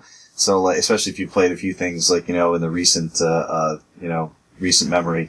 But I was looking through some, my achievements and stuff to see what I played this year, and I was like, man, I played that entire game in 2015. So, yeah, good for me. This is the time to talk about it. So, so fair warning. Sunset Overdrive, like many other games, like Darksiders, I'll just give that one example, has a very, very underwhelming beginning. Okay. And not only is it underwhelming, it is nothing like what the actual gameplay is like. Almost all of Sunset Overdrive happens during the day. It's big, it's bright, it's got great music playing, you're doing all sorts of cool, crazy things. The opening happens at night, and it's not bright, it's not, it's the antithesis of the game, so I have no idea why they opened the game this way. Huh. So if you try like the first 20 minutes of it, ignore the first 20 minutes, and as soon as the sun comes out and you start playing, that's the real game. Darksiders, I give that as an example all the time. It's one of my favorite Zelda games of all time. It is it has a terrible opening that is nothing like what the game is like. So, like, you beat the first, like, mini boss of the game, then you see a big cutscene, then they drop you off in the world. That's the start of the game. They should just eliminate that from the canon. So anyway, Sunset Overdrive is awesome. The barrier that it has to get into it is it's not really like anything else you've ever played. So the hard part is figuring out the way the game wants you to play it and then getting good at that. And some people are really good at that. You watch completion videos, from guys like Krabby on YouTube, and you're like, wow, this guy really picks up games pretty quickly. It took me a long time not just to get good at how, the game wanted me to play it, but to figure out how the game wanted me to play it. 'Cause, like, in most of these games, you're just walking on the ground, jumping, you jump over obstacles, you're platforming, you get in places. This game never wants you on the ground. It doesn't penalize you for it. It doesn't take life away from you, but you are extremely vulnerable when you're on the ground and when you're not moving. So they want you bouncing on things like cars and like parasols, and they want you like, grinding on any kind of power line or like the edge of a building. You can wall run on the side of buildings. You can hang from, things. You can pretty much do anything you need to do to traverse the environment without touching the ground. So it takes a little while to get good at this, but it also takes a little time until the game gives you all the abilities that you need in order to do that. So it kind of has this weird pacing problem in the beginning where it's like, I'd love to never touch the ground, but I don't have any like mid-air boost to get me like that extra like 10 feet that I always seem to need. Like 3 or 4 hours in, you get that boost and you're like, oh, now I never have to touch the ground. And like, I still remember, like, I was playing it for like 3 or 4 days and I'm like, I don't really know if it's clicking, but I read so many great reviews. I was like, alright, I'm gonna stay with it. And I remember like the day that it happened that I realized like, I haven't touched the ground in like 28 minutes. And, oh man, it was so cool. And, I mean, everyone knows about Insomniac from like the, Jack and Daxter and like some of the, the PlayStation exclusive titles that they did, the Ratchet and Clank and stuff. The weapons are really cool and unique and original. You have guns that like, shoot records, like a Gatling gun that just like shoots records out. You have like a gun that shoots like big fire, like dragon fireworks. You have guns that shoot balloons that hold guns that automatically shoot things. You have, so great. And the whole thing about the game is just like big, bright, colorful, over the top. And as cool as games like, the Souls games are and Bloodborne and like, Fallout, they're very dark and drab and dingy. And this is just like the complete opposite. Everything's real bright and colorful and awesome. Like, when you like destroy like huge enemies, they explode in like small nuclear clouds and like there'll be little words inside the clouds like boom, like, the, old Batman, fight scenes. There's collectibles all over the place and they actually matter. The story is really funny.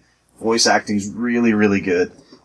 It is so self-aware in such a great way. Like, kind of like how, what's it called? A few years ago we had, Far Cry 3 Blood Dragon. Oh, yeah. It was self-aware in a way that I didn't like. Because I was like, I want it to be totally, unapologetically 80s action movie. Not self-aware. Like, I wanted it to think that it was totally okay to be that 80s corny action movie. But it kept making fun of itself at the same time. And I'm like, no, just be that 80s action movie. So this is so silly and over the top. Like, there's, like, remember, Krabby, how you were telling about, or maybe both of you guys were telling about iDarb? Oh, yeah. And every time you score a goal, there's like random movie quotes. So that happens all throughout this game. Like the first time you see like a great big, they call them the OD, which are the overcharged drinkers. The reason these guys were all like zombified and everything is because this company put out a brand new energy drink, and it's called Overcharge, and it's called Overcharge, and it's turning everyone into zombies because something bad happened at the Overcharge factory. Okay. So you call them the OD, the overcharged drinkers. So the first time you see like a big group of them and you're like bouncing around like, like the building tops and stuff and grinding everything, your character just says, they do move in herds. And it's full of stuff like that. Like really, like, hey, did he just say? Yeah, he totally just said that. There's, the characters are great. You meet this like troupe of, really smart, students that are always have their face in their phones. So like you'll be talking to them and they're just texting each other. And you can see above their heads like what they're texting to each other. Like, this guy wants me to do something for him? What should I say to him? They're like, I don't know. Tell him you don't know how to do it. And then you're like, oh, I'm sorry, I don't know how to do that.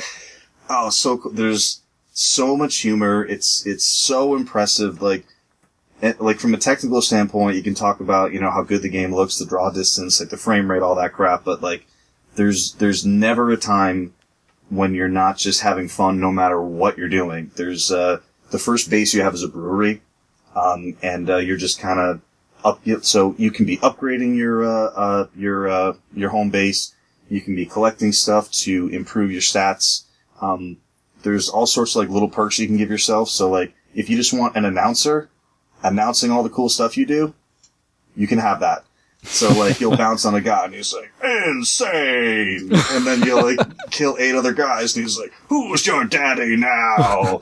It's just so like, everything you want in just like, if you just want a game that's just big and pretty and just fun and different, there's just nothing else like it. And I had such a blast once it clicked.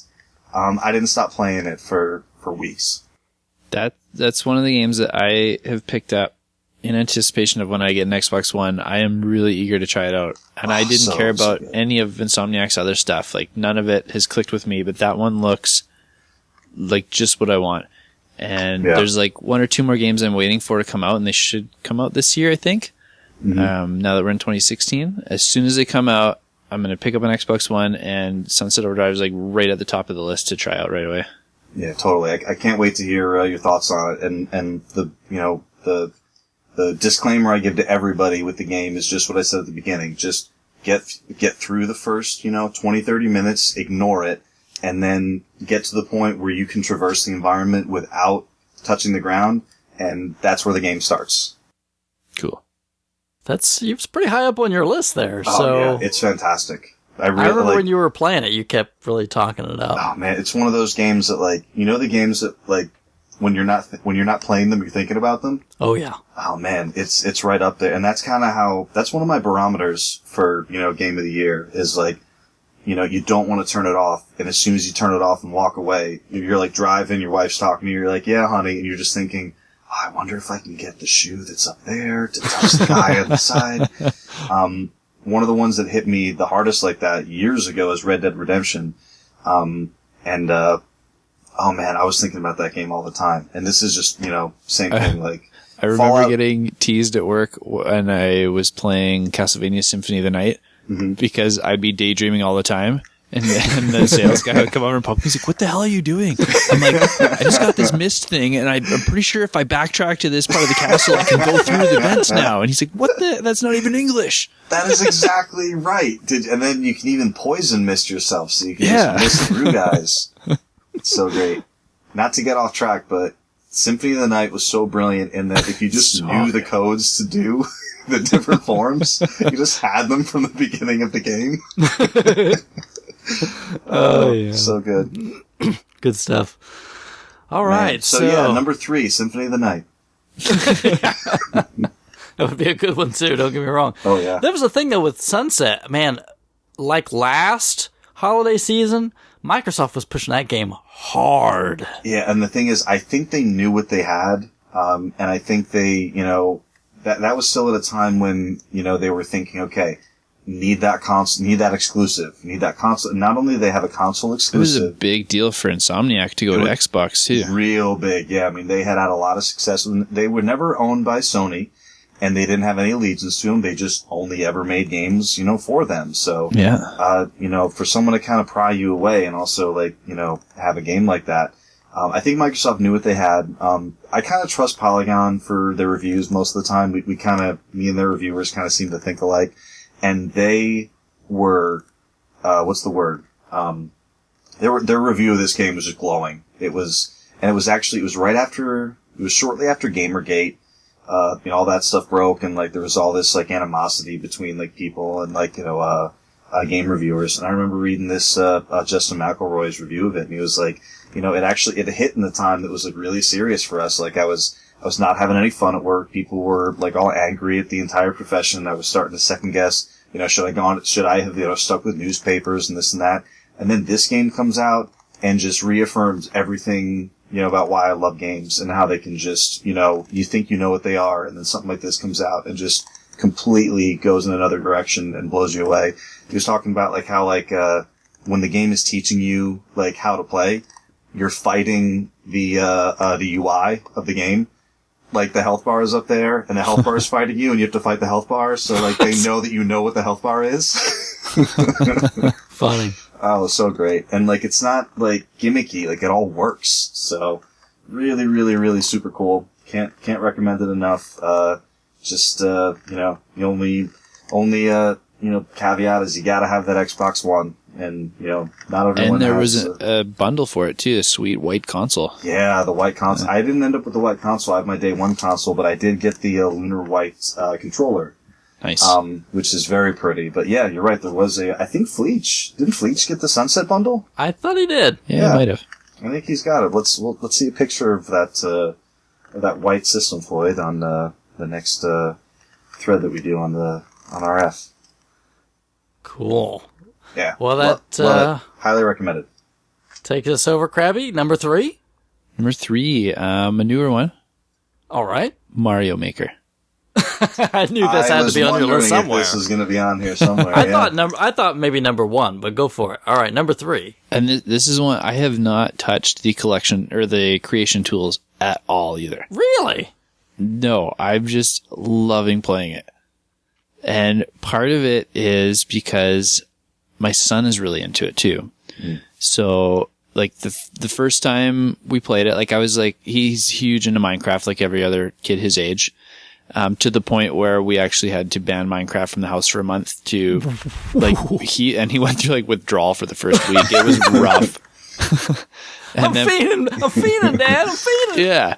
And then we introduced it again, more moderate doses, and then things were good. Then I brought home Mario Maker to see if he would be into that too, because I knew he liked a couple other building games like Terraria and stuff like that.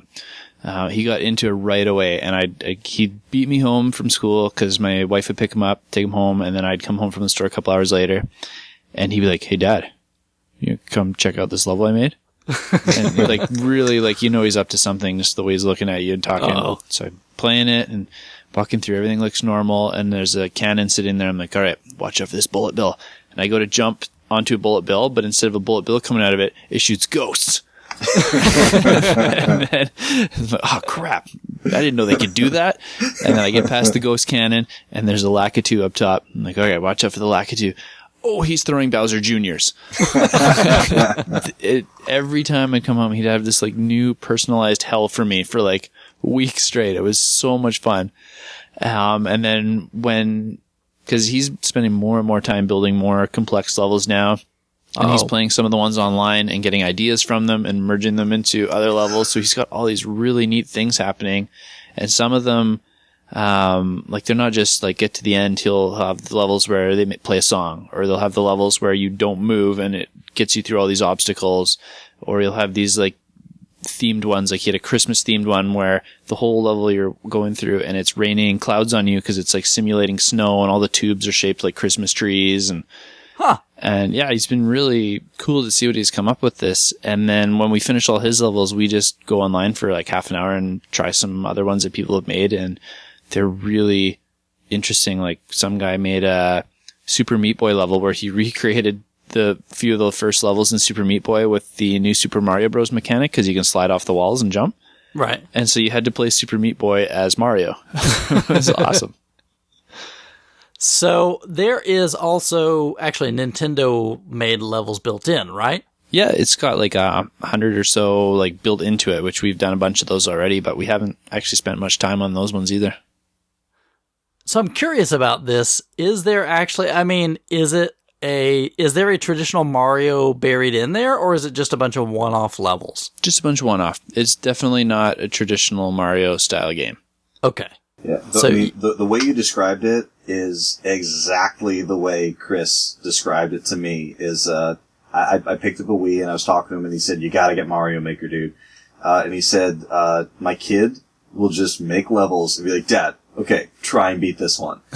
And like, everyone I've talked to who has kids, like, that's exactly what they do. Like, the kid will try to make the hardest level they can. Yeah. And then Dad just beats it. The best part about that is when you play it locally, he can build whatever he wants. When you upload them online, you have to be able to beat them to upload them.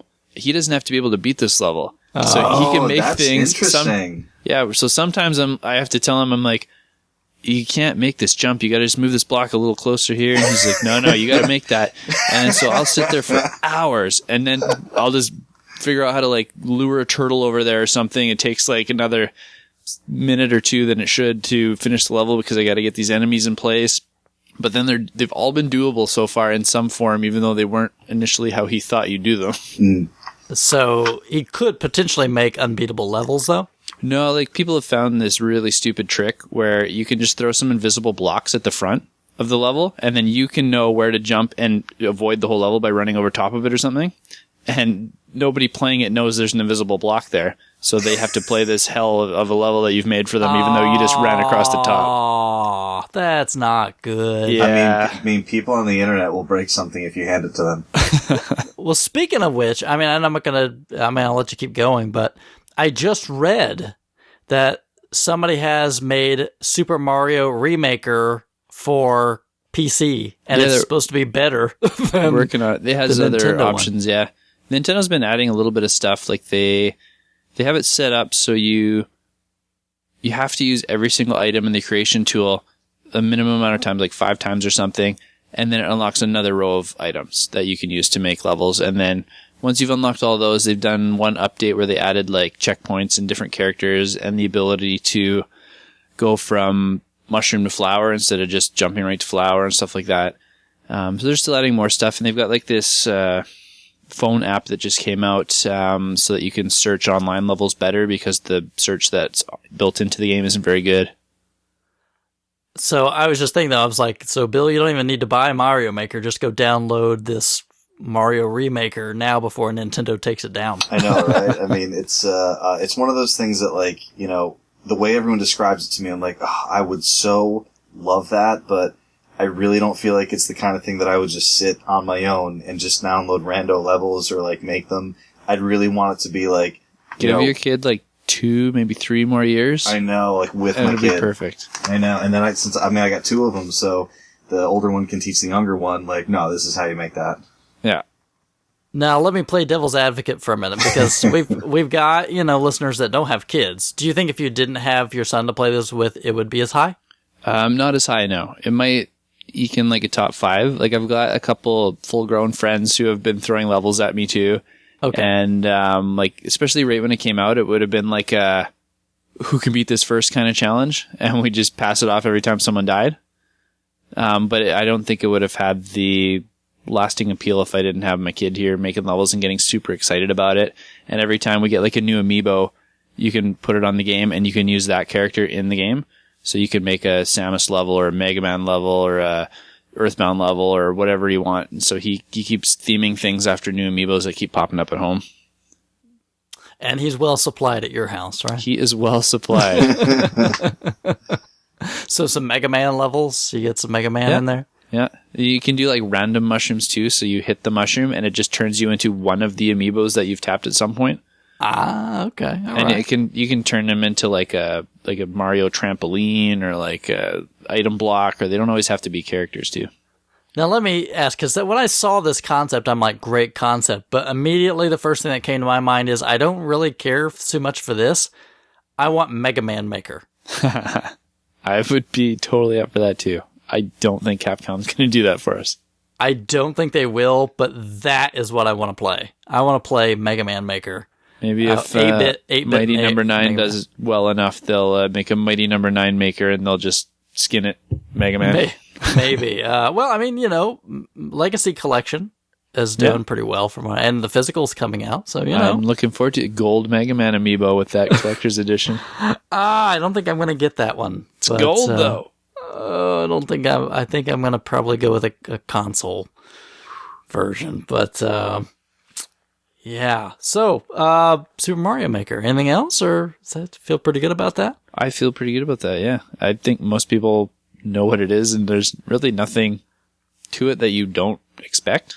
I've watched a little bit, but it gives you exactly what you want if that's the kind of game you want. If you want crazy fan-made Mario levels and the ability to make your own, you're going to love it. I do have to say, though, I think brilliant idea. If Nintendo had made this earlier, I think it could have really changed the Wii U's fate. Yeah, nothing has come out in the last year that's really shown off the gamepad. The first year they had a few cool things. Then they had some really awesome games coming out, but they were just ignoring the pad completely. Yeah. This is the first one to use it in a long time. Yeah, I think this would have been the killer app. If this could have been around at launch, the Wii U would have done fantastically. Yeah, I don't know why it took so long. Like, it doesn't seem like a super challenging idea to program for compared to other stuff they're putting out. Especially when there's been, like, hack tools online for this sort of stuff for a while, right? Yeah, I agree. So there's like ROM hack tools and things like that. So it's a shame. I'm sure we'll see Mario Maker 2 or something for, the next NX or whatever. Yeah, I think it's been selling well considering how many consoles there is to sell it to. Yeah, and I bet they sold a lot of bundles this holiday season. And they could easily port it to the 3DS down the road too, because you got the touchscreen, makes it easy. Yeah, absolutely. Because they've done that really late with things like Xenoblade Chronicles and Hyrule Warriors, so I could see them doing a Mario Maker handheld. Yeah, very good. All right, my number 3. This will probably come as some shocks to no one. My number 3 is Demon's Souls. I know, shocking, isn't it? Demon's Souls is above Dark Souls. That is a little shocking to me. Well, again, just because of my time investment this year, and again, I love Dark Souls, but I've played to death. I mean, not that it's a bad game, but I've not played Demon's Souls to death. So, the funny wording for that type of game. Well, you know what I'm saying. I've played it to death many times, but many. But I had really never gone through Demon's Souls before, and I thought, well, I really got to fix this. I got to go back and play through this one, to kind of try to find the root of all of this. And I've always heard really good things about it, and I don't know why it's been sitting on my shelf for a long time, but I've been busy with other stuff, and I've never gotten around to it. So I sit down and I really put a lot of time into a Demon Souls run, and I have to say that what it does, again, that magic formula that's in there of the gameplay, it does wonderfully. So the combat, everything that's involved with it, it's solid. It's there. I feel like you're at home, right? When you know those controls and you know how those games play, it's like, okay, this is fantastic. I'm right back at home again. There was a little bit of a learning curve because coming from primarily Dark Souls, some mechanics work a little bit differently in Demon Souls. So you have the whole, kind of spirit mode that you get into. So you can either be in human form, or if you get killed, you kind of go into a kind of a spirit form. And when you're in the spirit form, the big downside is your health is cut in half. So it makes it much harder. And the only way to kind of regain your corporal body is you can beat a boss, or there's some very limited items that are in the game that let you do that. And true to other Souls games, you can only engage in the online aspects if you are in your body form, both helping other people, getting help from other people, or attacking other people. And you're kind of guarded from all of those things if you're in your spirit form. And then there's this whole other very complex system that's built on top of that, where you have tendency. So you have like your player tendency, and you have like a world tendency, which can be like light to dark. And I don't know if I ever really grasped deeply how those systems exactly work. I know like some of them, like world tendency would be, starts out white, and the more you die in that world in your body form, it gets darker. And as the world gets darker, enemies get harder, and also there's some things that appear that aren't there in the easier version. So you can get things you can't get otherwise. And also some of the characters within them can turn dark in that case. So it's a very deep mechanic. And there's also like a player tendency too, kind of your way you're playing it, kind of good, bad to some degree. So are you killing the NPCs, or are you kind of going through and helping things?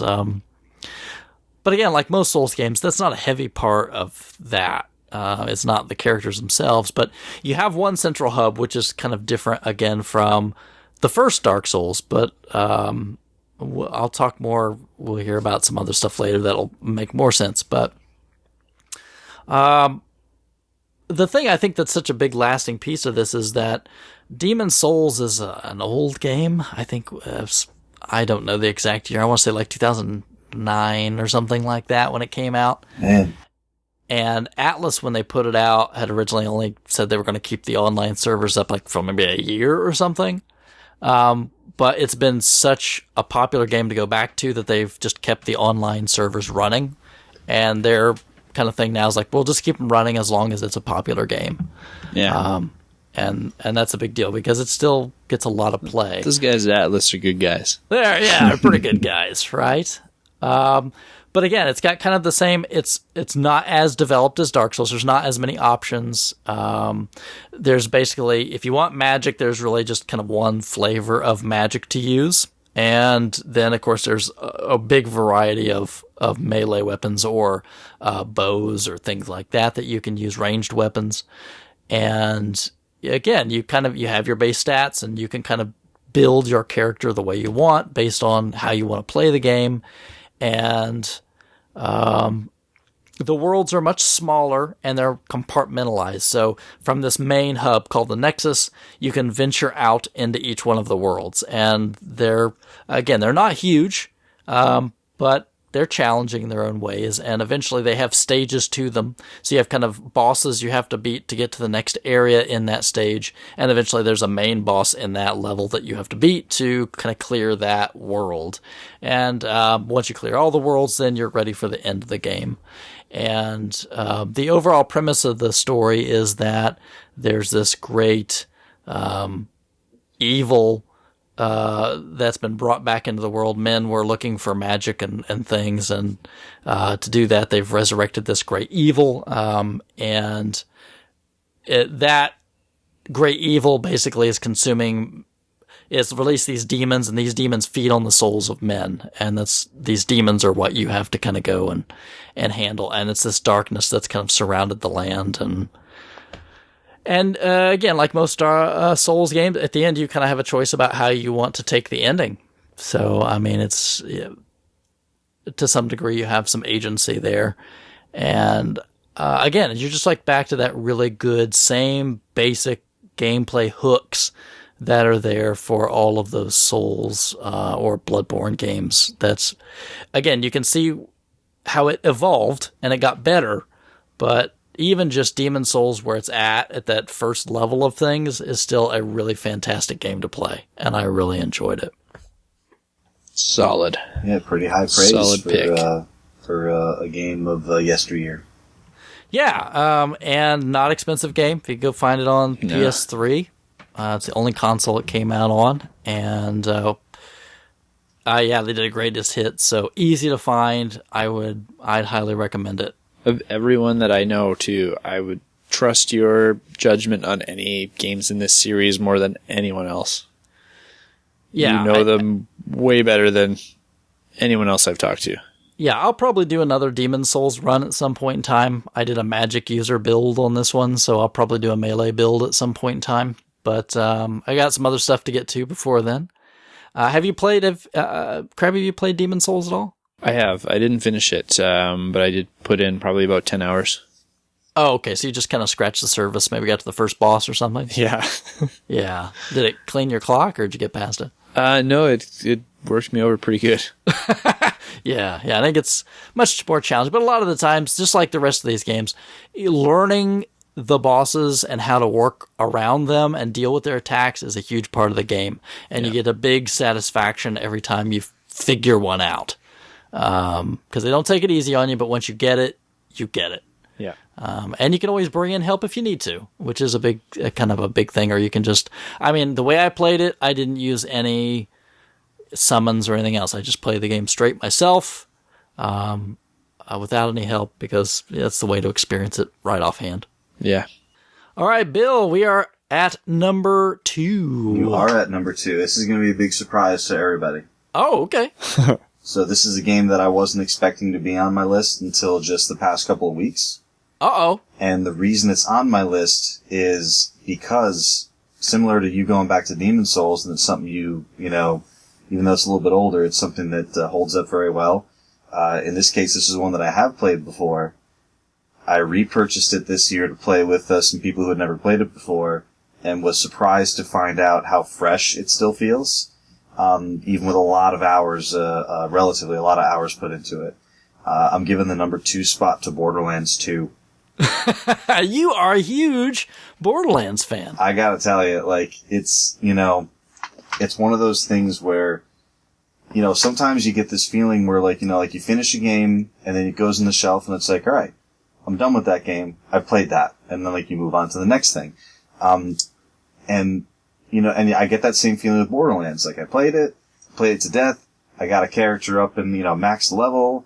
I can kill everything with one shot. Okay, it's no longer challenging, no longer fun. I don't want to do a second playthrough. I'm done with it. And then it gets announced for, the Handsome Collection. And I've still not played pre-sequel, because it doesn't feel genuine to me somehow. I don't know if that's the right word. Huh. I'm expecting them to give me, another Borderlands, and they're like, oh, it's 2.5. It's kind of like a sub-story, side story type thing. We kind of made it, but these people kind of made it, but we'll see. So okay. I don't know, just something doesn't feel right about it, so I never played it. So then when the Handsome Collection got announced, my future brother-in-law, Mike, had never played the series, and he always wanted to. And my father-in-law had never played the series, and I knew he would like it, so I got him a copy of Borderlands 1 to play on his backward compatible Xbox One, and he played that to death. He's retired. He maxed the hell out of it. And he actually came, he visited, and he's like, hey, he was like, I never dueled. How do you duel? I'm like, oh, well, you just, hit a guy and you can duel. So he's like, all right, I need you to stand there, and I need to win 100 duels. I'm like, why? Achievements! I'm like, why? That's not fun. He's an achievement guy. And I'm like, why? And he's like, oh, because there's an achievement for it. And I was like, yeah, but that's not fun. Yeah, He's horrible. He's like, yeah, but there's an achievement. And I was like, this is the reason I'm not in achievements anymore. So I said, listen, you've obviously done everything you could possibly do in this game. Let's go to 2. He's like, well, I'm going to get it for like Black Friday or whatever. Like, so he just kept playing 1 like until oh, you're really beating this dead horse. But yeah, so now he's got 2, and the deal was we were supposed to play together. So we played together like a little bit. He played when he was up here, and then, we go home, and he calls me, he's like, yeah, I'm like level 27. And I'm like, oh. Let me catch up. How am I going to play with you? So, and the thing, like we've said before, like, he's not bad at video games. He plays at his own pace, and he tends to, he's not what you call, he probably wouldn't hold his own with, anyone who was, semi-competitive with, first-person shooters. Which is fine. He's able to get through, Far Cry 4 and, Fallout and all that stuff. Skyrim he loves. But, so he texted me a few weeks ago. He's like, hey, can you help me? I'm fighting Jack. Can you help me? This is one of the last, depending on where you're on the game, it's one of the big bosses in the game. And I'm like, what level are you? It's 37. I'm like, okay, I'm level 16. What possible help do you think I'm going to be in this game? So basically I spent like I said before, I haven't found time to play Fallout lately because I don't play Fallout in 30-minute spurts. I play, when I have more time.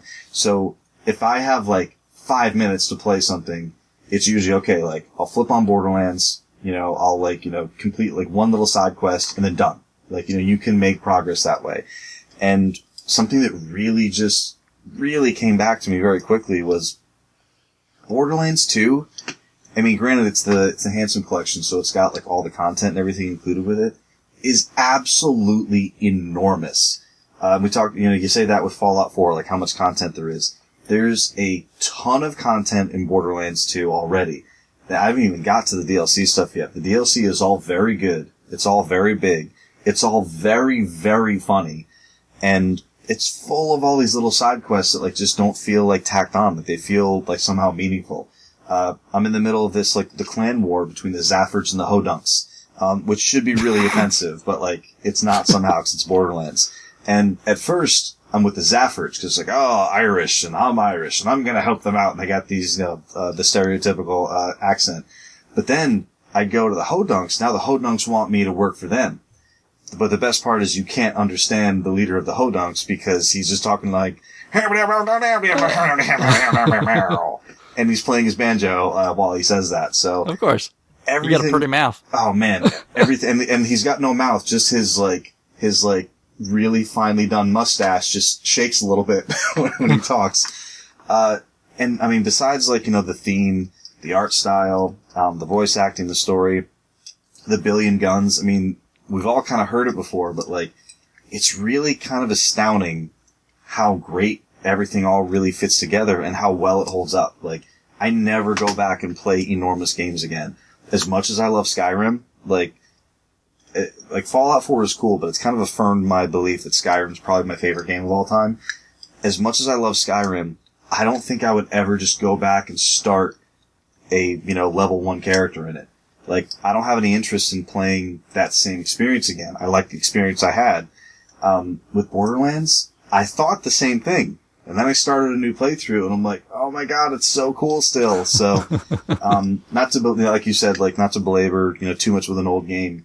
I was very, very surprised how much I enjoyed going back to Borderlands 2, especially since Borderlands 1, when I went back to show my father-in-law, I wasn't actually, I remembered what I liked about it. I'm like, oh, man, it's a little bit rough around the edges. There's a few things that they could have tweaked or changed. All of those things that were, could have been tweaked in 1 were tweaked in 2. Really, really solid. I mean, again, no one's not heard of Borderlands 2, but very surprised on how quickly I fell back into it and how easy it is to jump in for 5 or 10 minutes if you need to play like that. You know, I played and beat Borderlands 1 and the DLC, and I played Borderlands 2, but I got to this point, and I got pretty far in the game where I just kind of petered out, and I just stopped.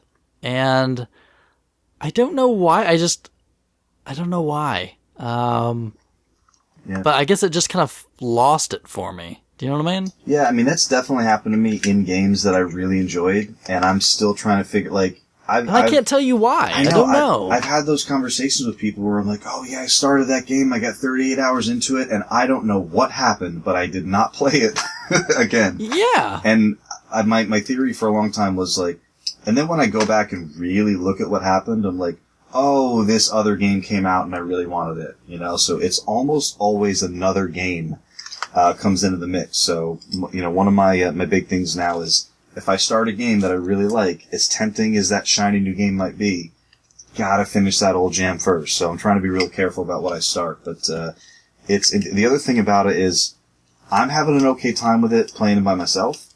I've also played it with, you know, I played Borderlands 1 with the same 4 people all the way through.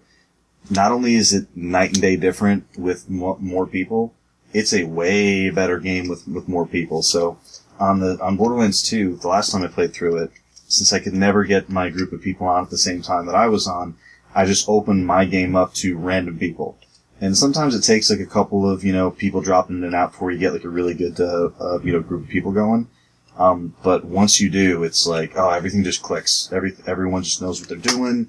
You got different classes. Everyone's dropping their, you know, different class skills and mods and stuff. It's just so cool and, so great. I think that's probably why I had so much trouble, because I did play online with friends in 1, and 2 I didn't. Yeah, it's, you can get by in 1 by yourself. It's a little difficult. Even if you die as much as you do, you know, like your first time through, if you have another person, you just respawn, you know, like your other dude is still in the fight. When you're alone and you die, let's say you whittle the boss down to like 10% life and you die. When you go back to him, he's got full life. Yeah. So you like, that's a real big, you know, deterrent to playing by yourself. But, I mean, I'm not trying to, you know, force anyone to play with me. No. The game is like $20 right now for, you know, the whole collection, which is, I mean, honestly, for Borderlands 2 and pre-sequel with all of the downloadable content for $20, I mean, that's kind of unreal. Now, on these collections, this remastered bit, did they up the graphics and everything? I mean, does it look newer than like the 360 version, or is it just the 360 version? So here's the thing. So back in the day, you had the 360 and PS3 versions that were virtually identical. And then you had the PC version, which used the power of the PC, so it had better lighting effects, had a higher frame rate, like blah, blah, blah, all the standard Master like race. PC Yeah, we get stuff. it. Exactly. So basically the PS4 and Xbox One version of the Handsome Collection is essentially the PC version. So it looks like, to me, it looks the same as the PC version looked, only it's on the big TV, and it's nice, and it's on the Xbox, and everything's perfect. To someone who played it on the 360 or the PS3, it looks markedly better. Okay. The biggest difference is the frame rate, and the lighting. You wouldn't believe, like, the lighting effects in the game are fantastic. Cool. They are Shin Megami Tensei style lighting. I was gonna say, Krabby, have you played any Borderlands at all? Yeah, I've played about 3 or 4 hours of, I think it was the second one. Okay. I could be wrong on that. My brother was really into it, and he wanted to do a co-op game, so he brought it over, and we played it for he'd come over like once a week for like 3 weeks. We played it. I didn't understand why it was fun. And we moved on to other games. He loved it, and he plays with his friends all the time. I can see why this would not speak to you. Totally. Knowing your tastes. Yeah, absolutely. Yeah, me and Krabby have talked about this. I forget what game it was that was coming out, and I was like, I think it might have been Destiny, back when I was into it for a minute. And I was like, oh my god, this is amazing. This is like Borderlands and Halo, like, had a kid. And Krabby was like, that's not good. Yeah, it's definitely different taste, but I mean, that's the good part, right? That's why this is not a monotone show. We're all picking the same stupid games. Yeah. I do kind of like that, I mean, as much as we, as human beings, kind of like to live in an echo chamber a little bit, I love this thing. Validate me. Yes, you should love that thing. It's also awesome. I love it. Like, at the same time, it's just not realistic that everyone, like, feels that way about every game. Yeah. No, and the only reason I went as long as I did in that was because of the social aspect. I was hanging out with my brother. We were obviously talking with each other, playing on the same couch, like, while we were playing, which he actually moved out of town a few months ago, so I'm not going to have that very often anymore. Oh, yeah. The loot is shared, so that's fun. See, you don't have to fight over it. I'm so inexperienced at those kind of games. I would let him get everything and just say, like, you dole it out how you see fit. Right. So, I mean, I would imagine most who have played Borderlands would know, but for the people who haven't, what's really cool about this Borderlands especially, a lot of loot-based games, whether it be RPG, shooter, whatever, you know, if an enemy drops, you know, $10 or ammo or, you know, anything like that, the person that picks it up gets it. So you could have the player that's like gung-ho, killing everything, like picking up all the money, picking up all the ammo, and then have all the other players like, okay, like, you know, what am I, chopped liver type of deal. So, no, they run in and grab it as soon as he kills it. They did nothing and they get all the loot. Yep. So all the money in the game is shared. So I pick up $10, everyone in the game with me also gets $10. I pick up 100, everybody gets 100. So that's awesome. The weapons in the game, that's the thing you gotta fight for. So if you see an enemy, like, that's the joke in the game is, like, you'll be in the middle of this big massive fight and everyone's dying and you're picking your friend up and then, like, you know, one of the tentacles of the boss falls and you see, like, a pearlescent weapon drop and everybody's like, ooh! It just runs over. Mad dash. Everybody dies. Nobody gets the weapon. So you know, it's one of those things, like, before a boss, you're like, okay, everybody, bro fist. No one's going after weapons until it's over, right? So that's why it kind of pays to play with people that you know. But yeah, Iridium, which is the special currency that gets you upgrades in the game, is shared. Money is shared. I can't exactly remember if ammo is. I don't think ammo is shared. But yeah, it's oh man, great game. If anyone has it on, I actually own it on Xbox One and PC. I'm kind of working on my Xbox, and the downside is, if you were playing on 360 and you purchased the Xbox One version, you can continue your progress, you know, on the new console. You can't switch between platforms. That includes PC to console.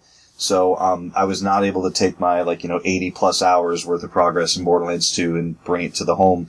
But the cool thing is, if I was able to do that, I probably wouldn't have been having as much fun, you know, playing through it again now. I probably just would have been at the same place I was when I stopped playing on PC and been like, all right, I mean, you know, I already knew what this was, and now I guess I can just play the new game. So, yeah, no, I've been getting a lot of fun out of the same games.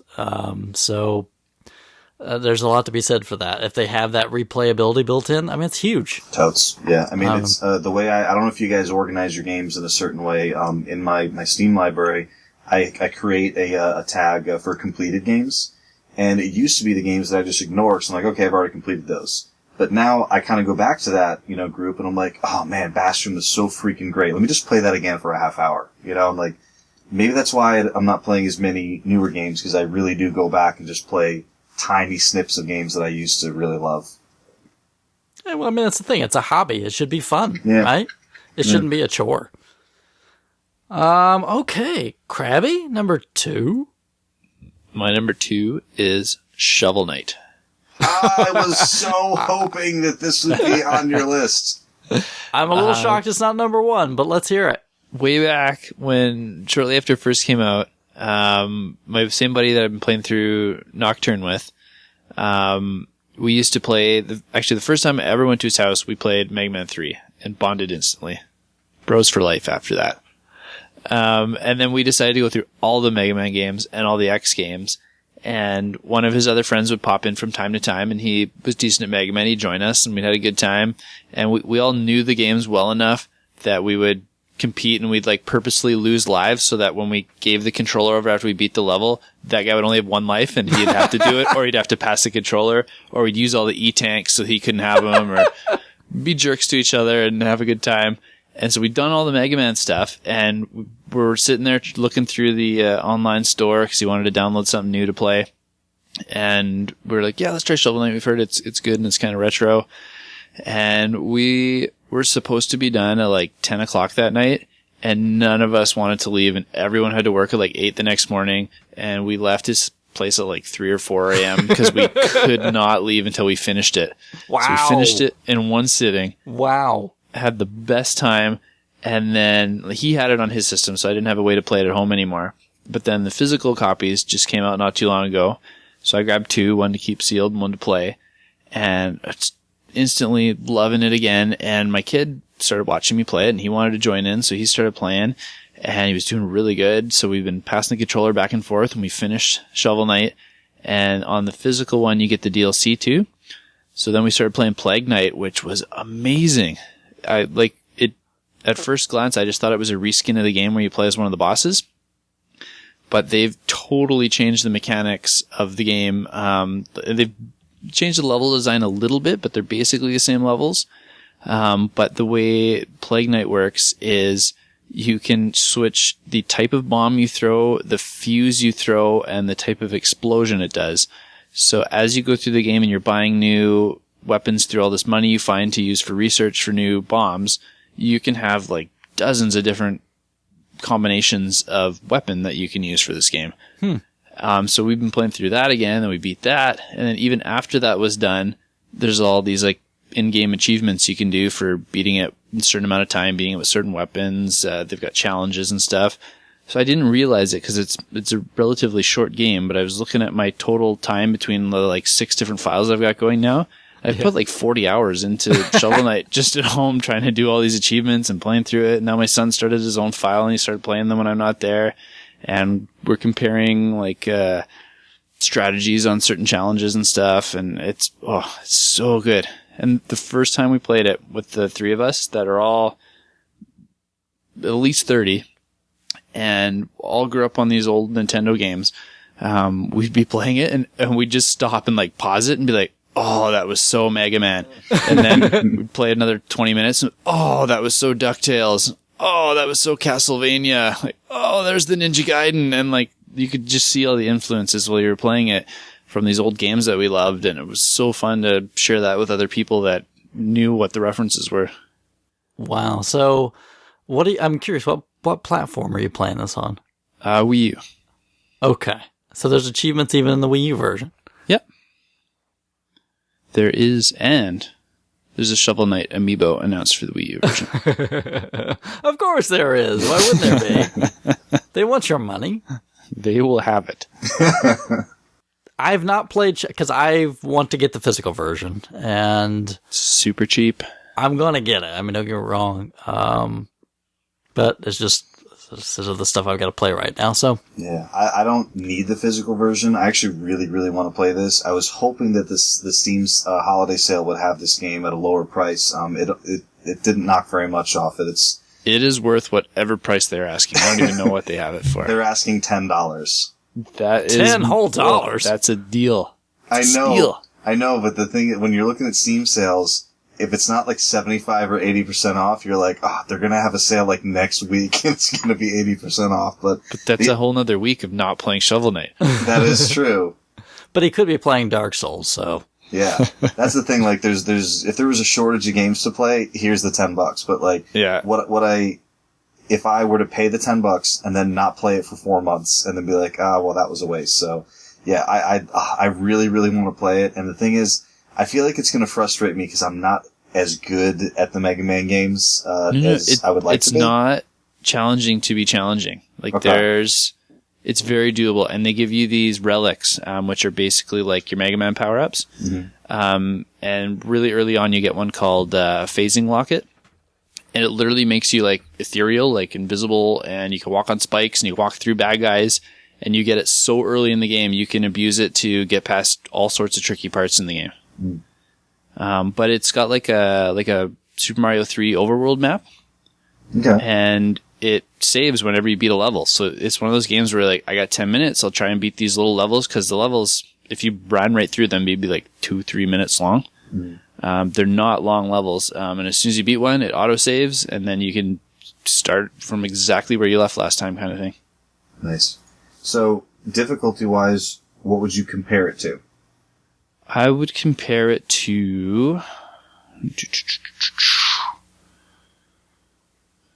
probably Mega Man 2, the easiest Mega Man. Yeah, I mean, I've completed 1, 2. I know I completed 1 and 2. I don't think I've ever actually finished 3 on my own. I did it kind of like remember when we all did Mega Man 2 like in a group? That was awesome. I've done 3 in a group like that, but never all the way through by myself. But yeah, it's not that hard either. It's not that hard. No, yeah, and I beat 4 and I never played 5 One's or much 6. harder. Than They pay homage to all these old games, but they don't have like some of the just unforgiving parts just because of how they were designed, like the reoccurring like birds in Ninja Gaiden or like how hard the last boss in Castlevania was. There's no real sticking point like that. They've smoothed it all out so that's all, challenging the first time you encounter something and then you figured out pretty quickly how to get past it. Okay. So what is it, like $30 or something like that? Yeah, the retail one's $30, I think, $29.99. Yeah, I mean, gosh, that's so cheap. Let me just open up my Steam wish list. Let's tell you what the regular digital price is. It is normally $14.99 for the digital version. I'm assuming it's probably similar on the consoles. Yeah, I think when we bought it way back, it was like, I don't think it was $19.99. I think it was $14.99 back then, even. But hey, worth spending the extra few bucks and getting a copy, right? I would pay full retail for it. It's and the so DLC good. You said, right? So you get the DLC with the retail one. package. Yep, you do. So you'd have to buy that separately. Yeah, downloadable. It's also $15, and it's on sale right now. I mean, there's a lot of sales going on everywhere. It's $10 on Xbox One as well right now. There you go. All right. If you don't mind digital, get yourself a cheap copy for sure. Yeah, I definitely want to sink time into this one. The appealing part to me is that it doesn't sound like it's crazy long if you just want to play it. There's an achievement for like speedrunning it, and it's an hour and 30 minutes, and it's not overly tasking to do. Yeah, so I think hopefully I'll find a spot to slot that into. I'd say your first playthrough, like experiencing everything fresh with no walkthrough or anything, like you still beat the game in 5 to 6 hours. Oh, yeah, okay. So we're definitely talking NES length and style. Yeah, absolutely. Okay. Yeah, that's very appealing. I know that's definitely on my get list for 2016. Oh, yeah. But I've gotten to that part where I'm like, for these newer games, I don't want to buy them until I'm ready to play them.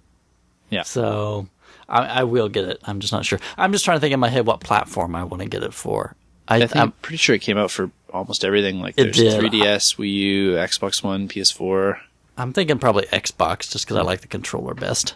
But that's the wrong answer. But well, is there any Wii U tablet functionality added? I don't know. I've always used the Pro Controller. Okay, I'm just saying probably not, right? I don't know. You might be able to switch your relics or something. My son plays on there. I haven't really paid attention to what's on the tablet. Okay, all right. Well, I need that awesome D-pad on the Pro Controller. So good. I think that the Xbox One D-pad is pretty good. I haven't put much time into it. I can't comment on that one. I will say the D-pad on my new controller is better than the D-pad on the original. I really want one of those Elite controllers. Ugh. Expensive. Have you held it? No, Man. But everyone is just telling me, you got to get this. I went to my local Microsoft store, and a guy who used to manage at Best Buy, he worked there, and I was like, you don't happen to have one of those I can put my hands on, do you? He's like, yeah, we do. So he went under the counter, he opened it up, and he just put it in my hands, and I just looked at my wife, who was with me, and it was that look like I wasn't expecting to be, just the feel of it, without even starting, and then you start to touch things, and you're like, you know what?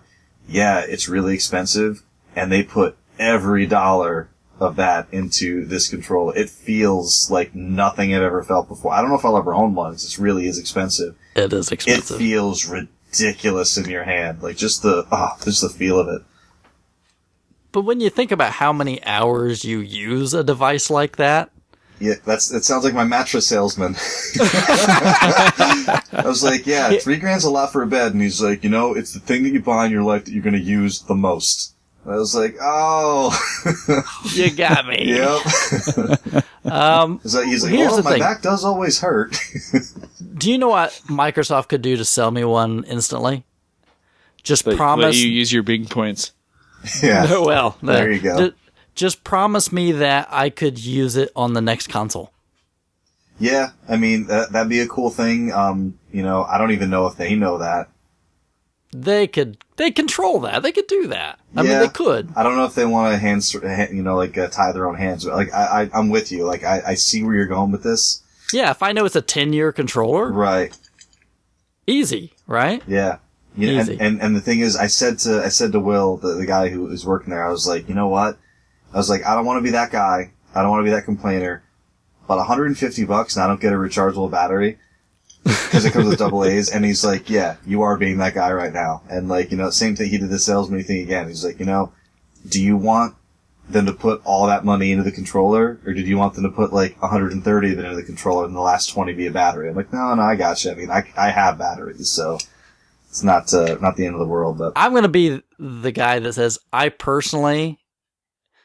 got a PlayStation 4, I got a PlayStation 3. I love having batteries rather than a rechargeable controller.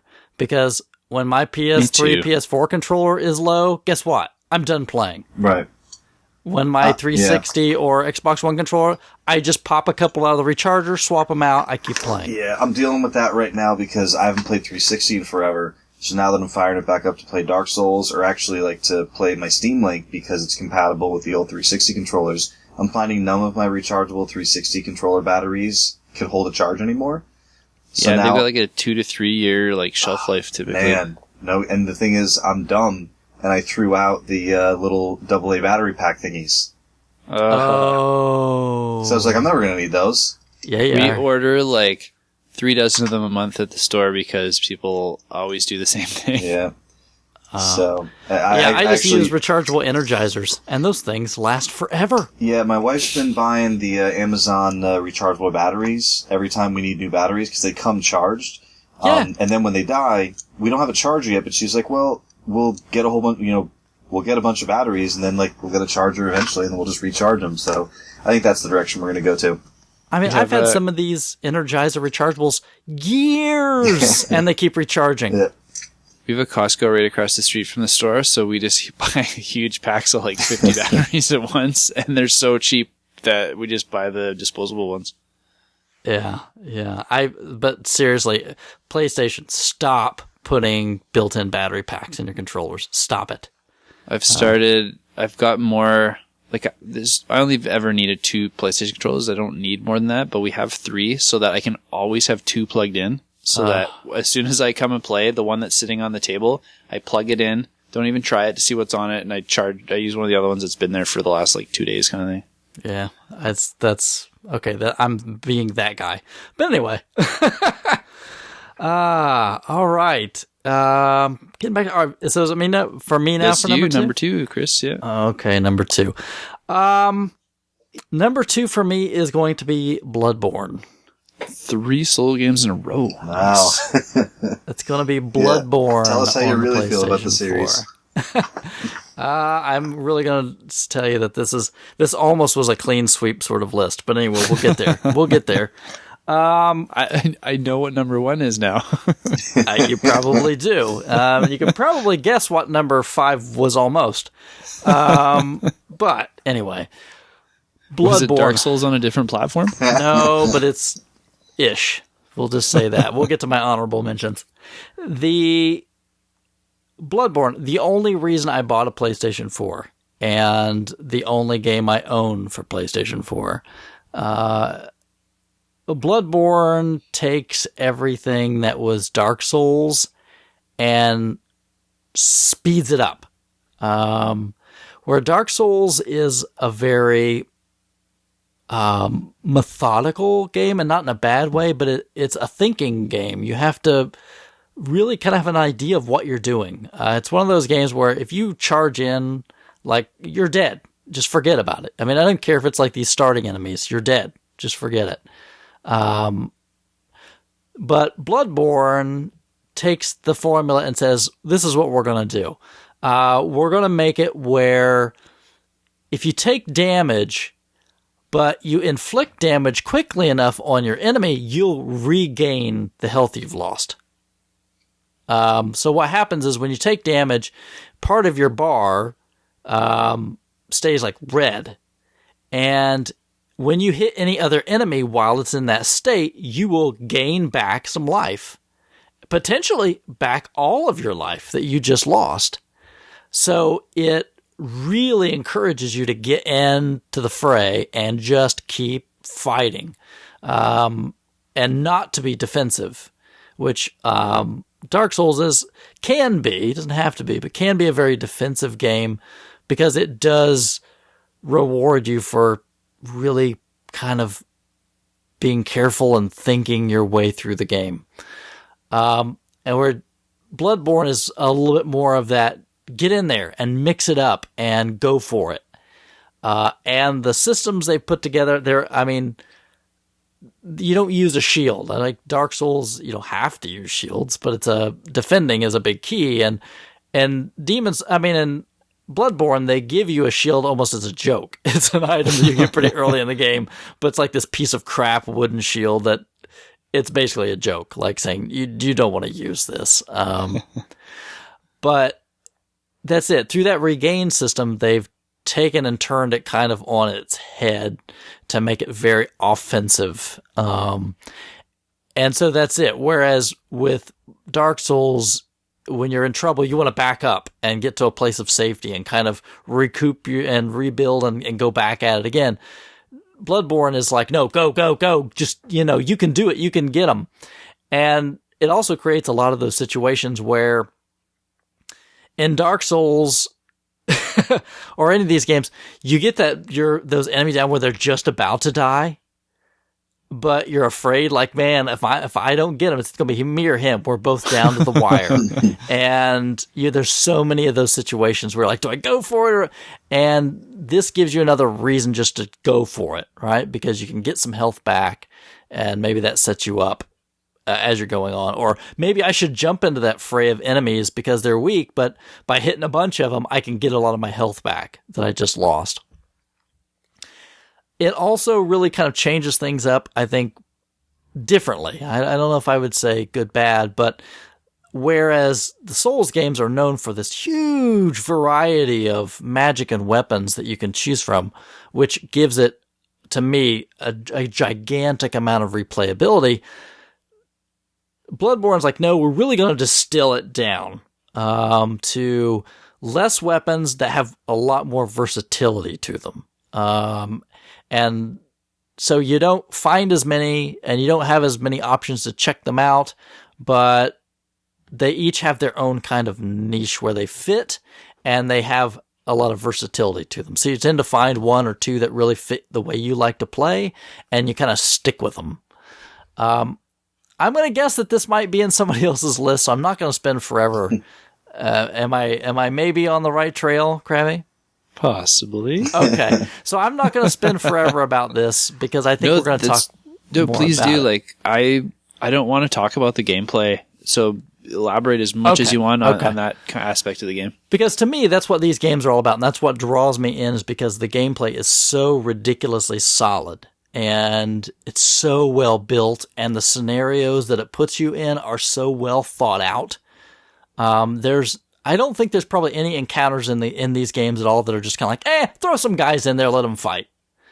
Everything is so thought out and planned. If there's an enemy there, it's either there to get you to look in that direction or think about what's going on over there or to challenge you in a certain way. And the games do a great job of like, where do you go?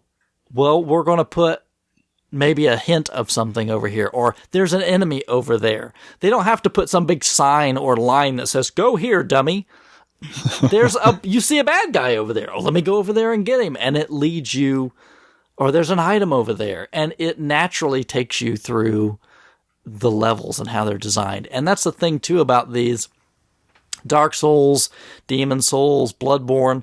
These levels are so intertwined. And again, stop me if you want to talk about any of this stuff later, Krabby, but you spend so much time weaving your way through all of these environments and finding little shortcuts and ways back around. And you'll come back to some of the thing later and like, oh my God, this leads me back to where I was over here. And you just have so many of those moments where you're like, oh my God. And they're just always like, they do a fantastic job of like sense of discovery. You just always feel like you're like the light bulbs are going off and there's like, and that's why I think these things do so well. But again, the game mechanics themselves are very similar to Dark Souls, but again, sped up. Whereas in Dark Souls, you can parry with your shield. There's a lot of risk in doing that in Dark Souls because if you do it wrong, you're going to take some damage. You do it right, big payoff. And in Bloodborne, they say, all right, we still want to have something like that, but they amp up the reward a little bit more. So instead of using shields, you have guns or projectile weapons. And many of those can be used to counter enemy attack. So like with the gun you start out with, if you shoot them at the right time in their attack, it stuns them, and you can go up and do this visceral attack that does a ton of damage to the enemy. So learning how to counter with your weapon is a huge part of doing well in the game. I finished the game without countering once. I can't believe it. I did not know you could do that until you just mentioned it. I cannot believe that. Then you need to go back and play it again. I've never countered either. I believe that. But it's so satisfying when you do that because it makes a special sound. The enemy gets stunned, and you go up for this very special attack that does like crazy damage. It's kind of like when you hit someone in the back on Dark Souls and you do like the special animation. Yes, or you can do the backstab stun in Bloodborne too, but you have to do really? it. Yeah. In Bloodborne, you can charge your attacks. So if you do a charge attack behind an enemy, it also stuns them and allows you to go up and do this special visceral attack that does a ton of damage. So that's also a big key to it. And so, some weapons have wide ranges with them, so they're easier to charge up and get a big swing to hit them around the back, stun them, and do this big damage attack. Now, all the projectiles do that. Some of them are more traditional, like gun sort of things that you just want to use. And you can use your gun like that, too. But the guns are not terribly powerful, and most of them aren't. And they're not meant to really be used that way. In many cases, they're used to be more of like a counter weapon. And the way they handle magic in this game is a lot different as well. There's no like special magic meter. Your bullets and magic all operate off of these your bullets that you have, and you can only have so many, and you can get them from enemies, so you have to kind of be careful about how you use them so you don't burn them out. But you can also use some of your health to get blood bullets. You can make bullets by sacrificing health, which again, though, when you sacrifice that health, you have that bar where, again, if you hit enemies quickly, you can recharge that health again. So if you're in a spot, you can do that. You can quickly make some blood bullets, quickly do some damage to a bad guy, get that health right back, now plus you have the bullets. And then you can spend them however you want, magic or your weapon, or a combination. You can switch between the things however you want. There's less stats in this one than like Dark Souls or Dark Souls 2, and they're more concentrated. So you decide much more in how you want to play the game and to how you allocate your stats. You're probably not going to do very well if you kind of milquetoast it and just spread them out. So you tend to kind of focus on, I want to do strength weapons, or I want to do, dexterity-based weapons. But yeah, I mean, just like the other games, you can call people in to help you. If you want to do online co-op, you can fight other people, or they can invade you. They can come into your game and attack you. But how they again, all these Souls games balance risk and reward. That's one thing they do really well. So, for example, in Bloodborne, you don't have to worry about some other player coming in and attacking you as long as you never ring out for help. But if you ring out for help, you may get a helper, or you may get an intruder that comes in and tries to kill you. So, again, huge thing. And another big thing is the Chalice dungeons. I don't know, Krabby, did you spend much time in the Chalice dungeons? Yeah, I completed 6 or 7 of them, I think. I did truckloads of them. But Chalice dungeons are randomly generated, some of them, not all of them. Some of them are static, some of them are randomly generated. And they are just basically extra areas that can get very difficult, but they have special rewards in them. And it adds, I think that's where its replayability comes in a little bit more.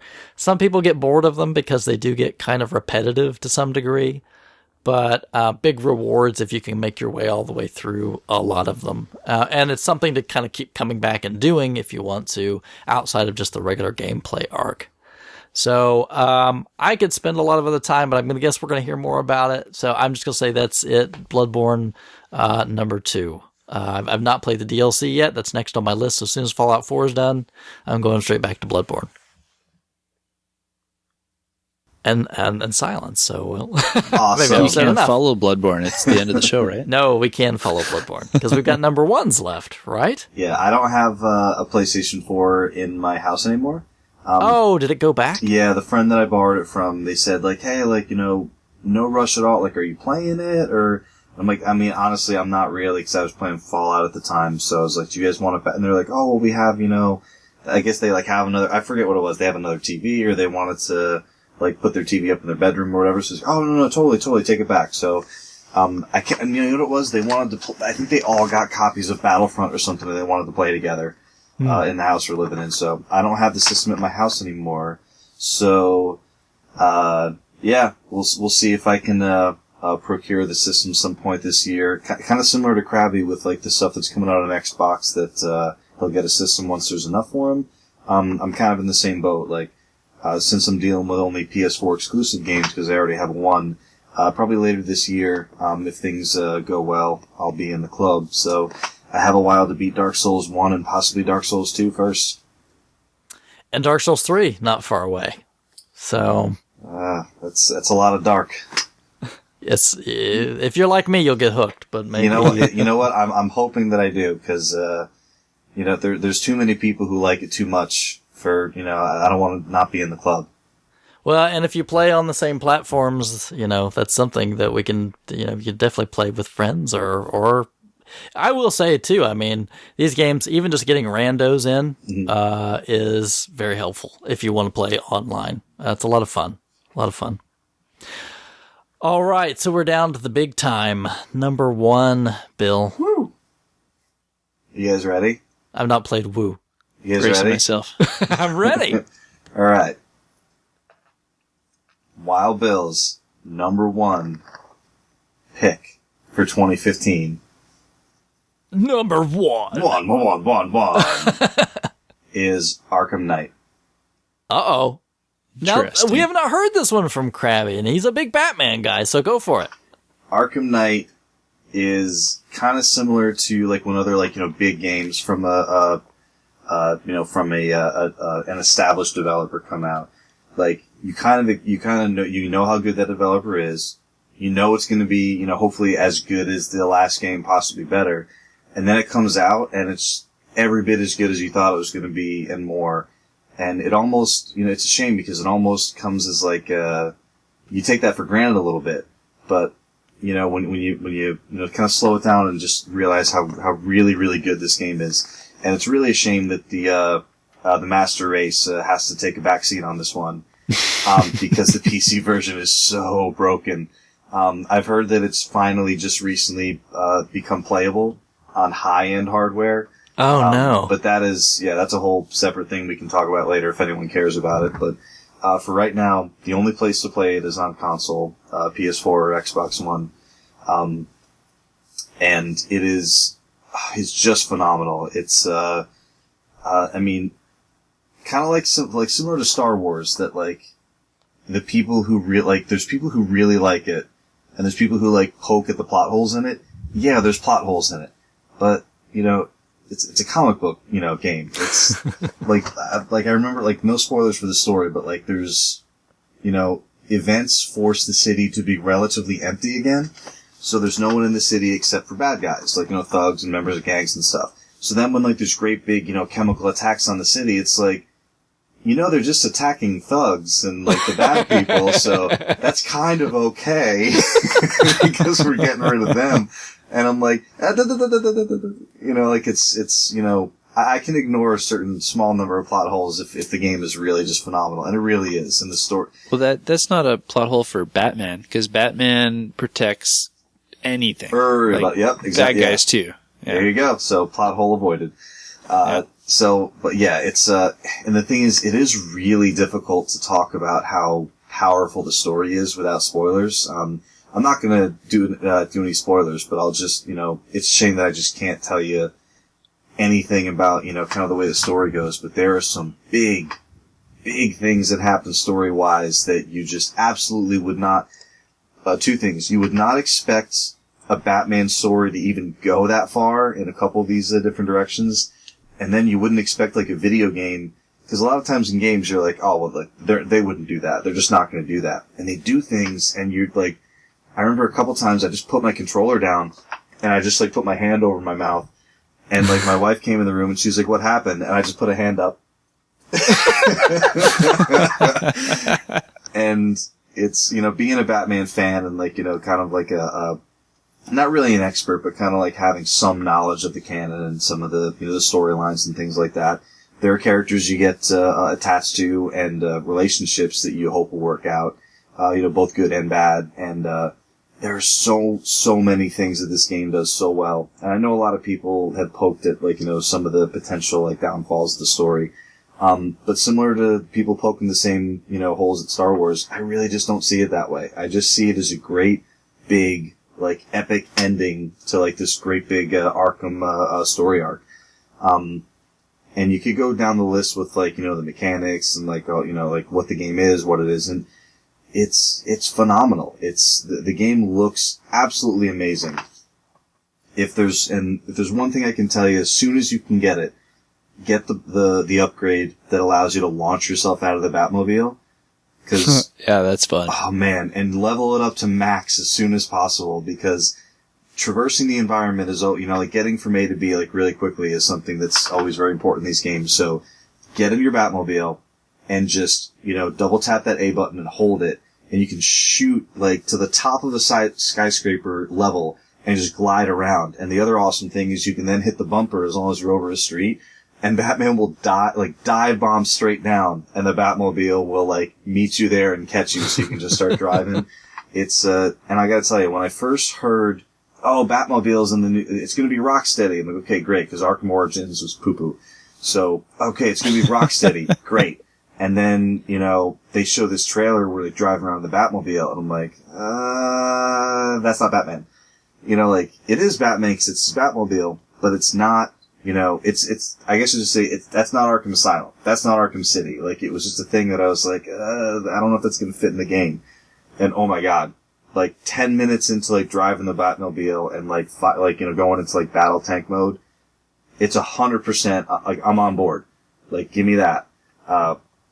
So. I had, like, the same reaction that you had to Sunset Overdrive with that, where I really needed to warm up to it. It felt like the first hour of that game, they just jammed that car down my throat and I had no choice but to use it.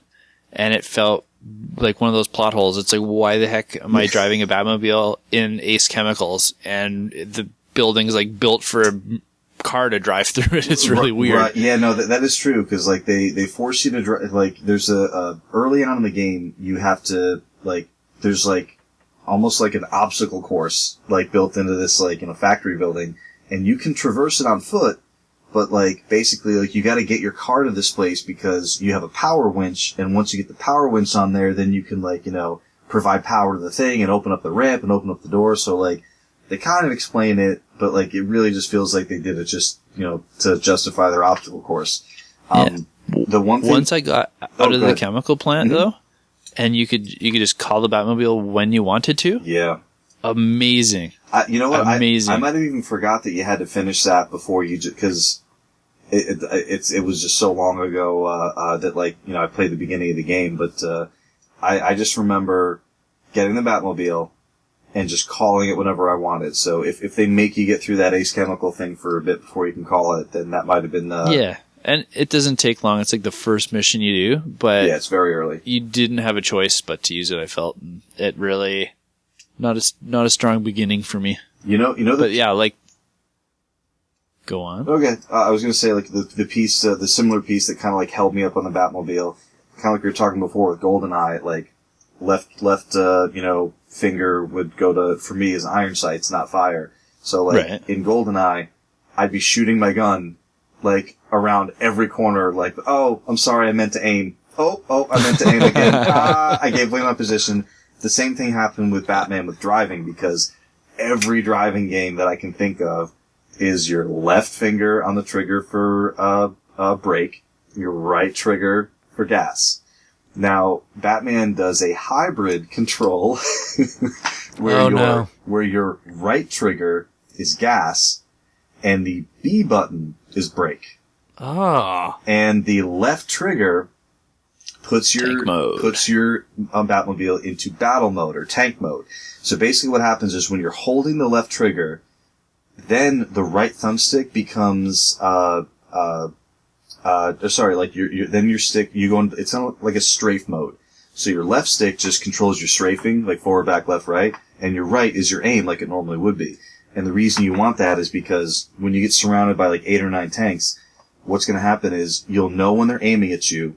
Their like lasers will turn red when they're like, about to fire. So basically you need to be able to get around all those, incoming shots. And by having that strafe ability, and you have like a little kind of a boost ability. So if like a shot's coming straight at you and you can't like just slowly like strafe out of the way in time, you can hit the A button for like a slight little boost. So you end up becoming this like Batmobile tank magician, like avoiding this shot, shooting that guy, and avoiding this shot, and then a little bunny hop, and then like you feel so awesome, and like everyone in the tanks, like they're unmanned tanks, but like they're drones.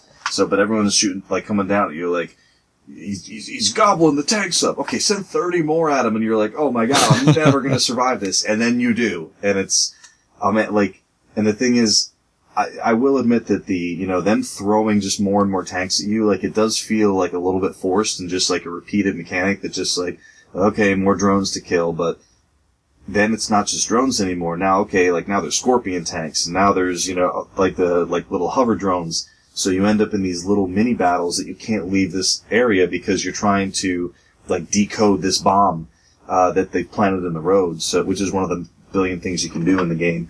So, it's just, so I was a big fan of the Batmobile, but when I'm driving around, about 438 times, I went into tank mode when I meant to brake. So, that was a piece getting around the Batmobile for me. But then the rest Another of it, advantage I have to not playing many modern games. Yeah. I don't have these controller functions like you didn't have hardwired into me. That muscle memory, right? No, I felt, fine going in and out of tank mode. Yeah, it's, man, I mean, and maybe it's from all the burnout. I mean, that just might be it. Cause that's probably the racing game I put more time into than anything else is Burnout. And the thing is, the racing kind of feels a bit like Burnout because you're going very fast, you're going off ramps, and the cool thing that the game does, like, the one thing that, like, messes you up when you're driving real fast and you're having a good time, you don't want that flow disrupted. Like, you don't want to, like, hit something and slow down, which is, like, you just want to keep that speed. So many of the things in the game that you hit just crumble. Like street lights, guardrails, like unless you hit like a other building, vehicles. Yeah, other vehicles, you can smash them out of the way. Unless you hit like a building or like a cement, like support structure, you're probably going to go through it or at least like not be slowed down too much. And there's this other You can even take down some cement pillars like in the GCPD and stuff. Like you can just take it right out. Oh man, so cool. And then the other, so it's not just the tank mechanic they brought the Batmobile into. There's also, like these chase sequences that like, there's like certain guys that like have information you need. You gotta chase them down and like hit their vehicle. They do this really cool thing with all your Firefly, fights where you see a firehouse on fire. You put the fire out and then Firefly, races out of the building and so now you're chasing him. So he's in the air. He's lighting stuff on fire. You're trying to avoid the fire, but also like catch up to him. They did a really, really good, and then they had a handful of like obstacle courses you could drive through. I thought that was a really good idea. I found them all really easy. the Riddler races were so like nonsensical to the story, but they were so much fun. Yeah, like he was like, So I much created this 9-mile underground $1 billion obstacle course. And then You need to beat it in 3 minutes. Yeah. It's like, all right, I guess. It seems like you put a lot of effort into this. But yeah, no, you're totally right. Like that, and I guess that's part of the me that's just like blind to the plot holeness of it, because I'm just like, oh, well, this is a game and I have to do this in 3 minutes, you know? So Yeah, that didn't bother me at all because it was fun. Like you'd be driving and all of a sudden the roof would crush you and like, oh geez, how do I get past that? And then I got a boost here and then I can ride like horizontal on the wall if I'm boosting at this point. There were like zero and I can like shoot moments. this when you shoot the middle of that one challenge with your power winch and then the car's literally hanging vertically down and you're like just descending into this pit in a car. It was so cool. and then there's parts where like you have to like fly off a ramp, shoot your power winch, lower your car down a shaft, and then just like in first person view, like turn around inside the Batmobile, and then like eject yourself out of the Batmobile so you can fly down and do other stuff. Like at first, I really thought it was going to be gimmicky, and I mean, I guess to a certain point it was, but everything just felt like you were just being Batman in like a crazy little Batman world. And, I mean, like all the stuff that you already know about, like the combat's all there. The, like actually my father-in-law was watching me play for a little while and he kept saying like, is this Arkham City? And I'm like, well, this is Arkham Knight. This is a new game. And he's like, yeah, but you did that in Arkham City. I'm like, yeah, like, the combat is still the combat. You can still glide around. You're still saving firefighters, which are for some reason, like once they're tied up, they stay tied up for like 48 hours until you come and find them. But yeah, like there's a lot of like repeating, themes in there. One of the cool things for me, there are so many obscure villains that are included that totally didn't have to be, and they totally, fit. One of my favorite villains only got like a 5-minute crappy little side story, which kind of upset me a little bit. I know who you mean. That was the depressing one. Oh man, I really thought that could have been like its own little arc. Yeah. And then it's like the conversation is over. They set it up in Arkham City too to be just amazing. And then like it's like a QT QuickTime event. And then, like, it's like, okay, hit Y. I'm like, in the middle of a talking sequence. Okay, I hit Y. And it's like, alright, you apprehended him. I'm like, no!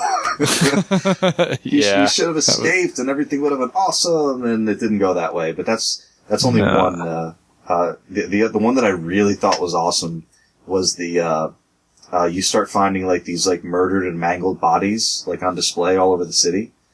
And you just go into detective mode and kind of figure out what's going on. Like, I actually didn't know who that was.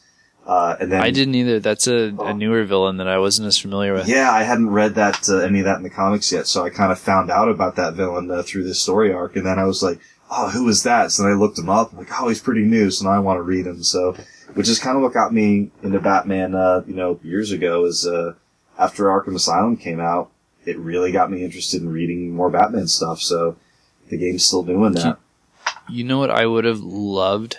And the one of the big reasons I was not disappointed with the game, but just it didn't live up to the expectation I had, was the main bad guy reveal. I really felt like they had earned the right to like do like a brand new villain that I'd never heard of, didn't exist, and I would go buy a comic series about him afterwards, kind of thing. And it was kind of disappointing because the whole time I'm like, it can't be him, because I know it's gonna be him. And then it was. And I was like, aha. And like, right. I don't know if I just, like, I've watched movies before or played games before where, like, there's a big reveal, and I'm, like, the big dope in the audience, like, oh, that's awesome. I usually am. And like, my wife drives me nuts when we go to movies because she calls it like 10 minutes in, and I'm like, I was just enjoying the ride. I was not thinking about who that could have been. Yeah, you just go, stop it! I totally, like, I'll do that with my wife, but I'll write it down on a card, and I'll put it in my pocket, and then after the movie's over, I'll hand it to her, just so I don't ruin it for her, like, in the moment. But yeah, like, and again, I haven't read, that story arc of who that character is. I know of the character in the story arc, but, and they foreshadow it a little bit early on, kind of like midway through, and like, I just didn't put it together. So when it happened, I was like, oh, awesome. So, but no, I totally get how, like, if you're, especially if you're looking for that, it's like, and there it is. But, I really thought it was really, really cool. And without revealing any of the people who may or may not be in it, if you're familiar with the series, great. If you're not, they kind of give you enough of a primer to kind of know a little bit about, who that is. Yeah, I think so. But yeah, it's, I thought it was, but you know what I didn't realize, and I don't know if maybe I just wasn't paying attention. I didn't realize Arkham Knight was, the bad guy. I just thought, Arkham Knight referred to, Batman. So it wasn't until a few hours into the game where I was like, wait a minute, cause all they got, you'd be flying around town and you hear guys saying like, oh, the Knight's gonna really give Batman the business. And I'm like, what are they talking about? Don't they know that Batman is the Arkham Knight? So Arkham Knight's the bad guy in this game. And, they changed voices on the Scarecrow, which really confused me for a long time. Cause I'm so used to the Scarecrow sounding the way he sounded, in the last, game. Yeah. But, they used, I forget his name. It's the guy who played Denethor in, Lord of the Rings. I don't know. You guys watch, what's it called? I don't even remember. Sure, yeah, him. That's even Actually, Joe Bob. I don't think it's a spoiler either, but because they showed it in the trailer, so it's definitely a spoiler. So Joker is dead at the start of this game, but they still found a really cool way of getting Mark Hamill Joker back into this game. A really cool way, phenomenal. And there were some scenes with him that were just the best. And again, like, no spoilers, but the game opens up and you're cremating Joker. So it's not a trick, but they still find a way to get him in there, and they do it in a way that people who have read the comics with the Joker, there's scenes that they bring back, and it's really, really, really super well done. And there was that one area where you have to go and get the people that were infected with the Joker toxin from the previous game. Yep. And there's he's like a talk show host, I think. And he's got a bomb strapped to him, and he's on a spinning platform. Yes.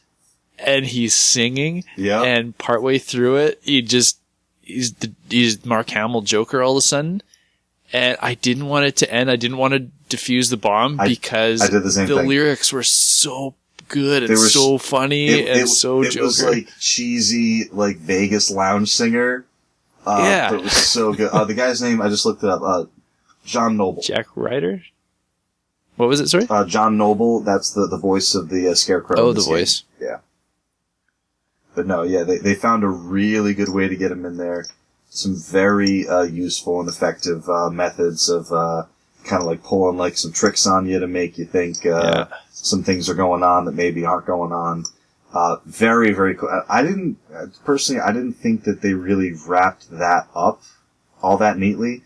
It was kind of they did it just to do it. But yeah, it's overall super, super happy with it. I don't normally 100% The one really games. cool thing they added to the combat too was the teammates were really fun. Yeah, you'd get Robin, Nightwing, Catwoman, and you could do these amazing double attacks, and you could switch between them on the fly, and it was awesome. They were awesome, yeah, because you'd end up in a what's it called? You'd end up in a situation where you were infiltrating a building, but Nightwing's also there. She's like, okay, you ready? And then you pop out, and there's 30 guys in there. So if you want to just switch between you and your other guy, you can just do that. But once you get an enemy to a certain spot in a combo, you can hit a button to kind of you'll call your teammate in to remove alley-oop them. You pretty much you throw them up and boom, they take out whatever guy you were fighting, and then you continue fighting as them. So it had this really cool mechanic of okay, once you got to that combo state, you're all right, biggest guy. Then you turn, start fighting the biggest guy, and then just comboed him right out of there with your partner. Really, really awesome. So it sounds like you guys are really digging. So I'm curious then. I have to ask, Krabby, then, why didn't this game show up for you? It's got the same problem that City had for me. It's just too much. I loved how tight Arkham Asylum was, and I played it multiple times because of that. I don't like open world games typically. Okay. And I love parts of this game so much, but then I just like stare at the map and I stare at the like 300 Riddler trophies and all the side missions that are like when I try and play a game, I try and get into the character and enjoy it and play like it would. When you're Batman, like you've got to prioritize like this is more important than that. And I just felt like most of the side missions were taken away from the importance of the main story. Okay. Yeah, I can see that.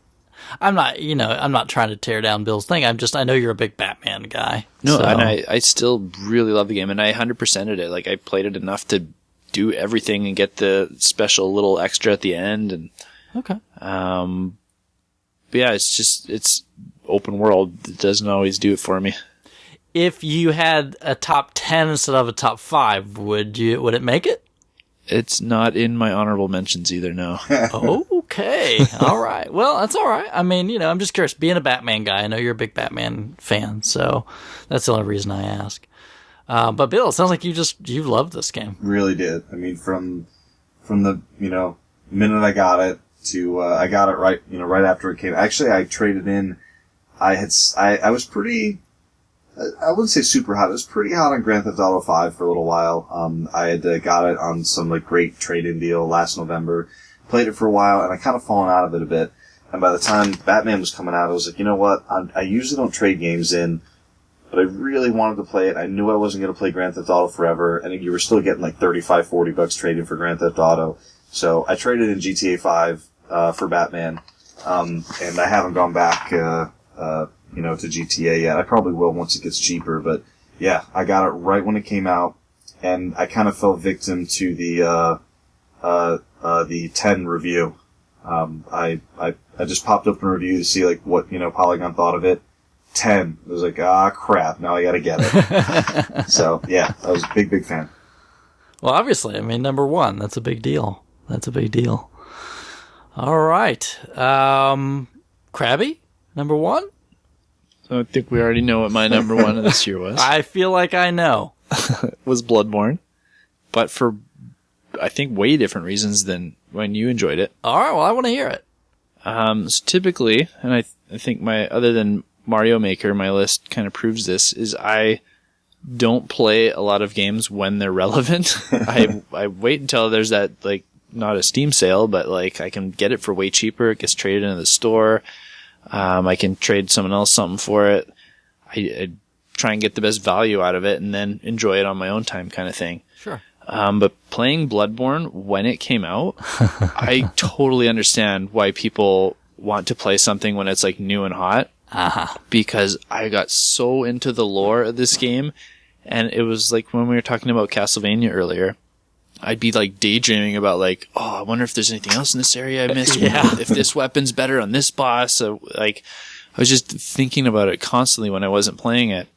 And then when someone would come into the store and I'd just overhear them talking to their friend about Bloodborne, and I'd like walk and butt in between them. Hey, you talking about Bloodborne? What party at? And then they'd start talking and I start talking, and I didn't even realize it, but a lot of the time we'd be like yelling at each other at the end. We were so excited. Be like, did you find the cathedral ward? Like, did you kill the blood-starved beast? Like, there was this lightning wolf. And we'd just be getting so excited. We'd be getting so loud and obnoxious. Yeah. And I didn't realize I was that excited while I was talking, and just felt like an idiot afterwards, but like a good kind of idiot. And just that sense of exploration too, because I was playing it with, and 2 other close friends were playing it around the same time, and all 3 of us were hitting different areas, finding different weapons, finding different items, and we were trying to share that information like on the schoolyard again, like we were 10. Like, yeah, if you go here, you can get this. Did you know if you're going up this elevator, you can jump out the window while it's running? And it's like, no, I didn't know that. And every day one of us would have something new to share with the other one. And it's such a long game too that we did that for like weeks and weeks. It was so much fun experiencing that together with a whole bunch of other people. Even though I played it offline completely, it was still very social for me. It was amazing. And the lore in that game really sucked me in, because none of it is like conversations. Like, you're just finding weird things as you walk around. You find it item that has some relevance to some place you've been, and you just start linking these little tidbits together and making a coherent story out of them. It's awesome. Yeah, kind of a hallmark of those games is we're not going to spell it out for you. You can take the time. And after I finished the game, I was the first one of the three of us that were playing it to finish it. We got 2 different endings between the 3 of us, and found I don't know, after we finished, they were telling me about other areas they went to, and then one of them started doing New Game Pluses and finding all these other places that all 3 of us had missed the first time through, and I really want to do another playthrough, and I've heard fantastic things about the DLC, so I might try and import the European one to get that. Don't blame me a bit. Yeah. I cannot wait to go back to that world and find some of the things that I missed, and it was just a really cool experience that I haven't had in at least a decade, where I've been able to share it with people at the same time. I just couldn't stop thinking about it, and was in that world even when I wasn't playing, kind of thing.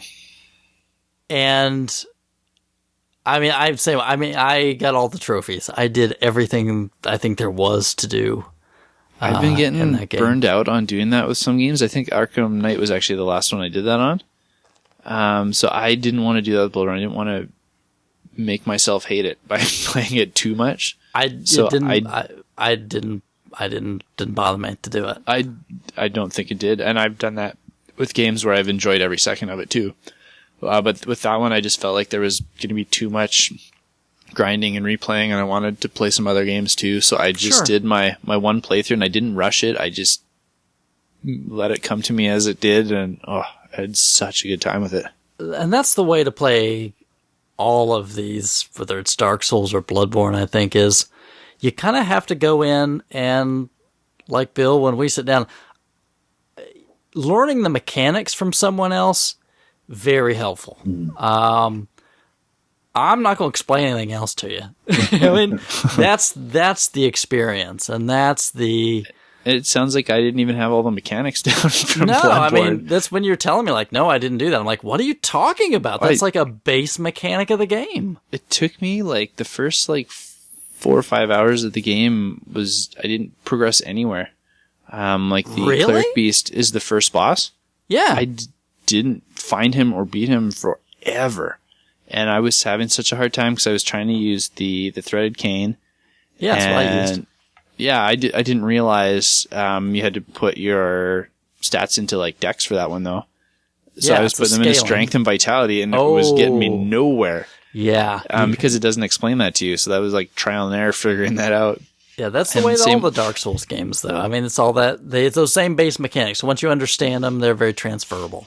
Yeah, and the ranged weapons, I tried them in that same period. So did you just not use any of them? No, never. I always had a constantly full supply of ranged weapon. That's crazy. You didn't use any magic or anything?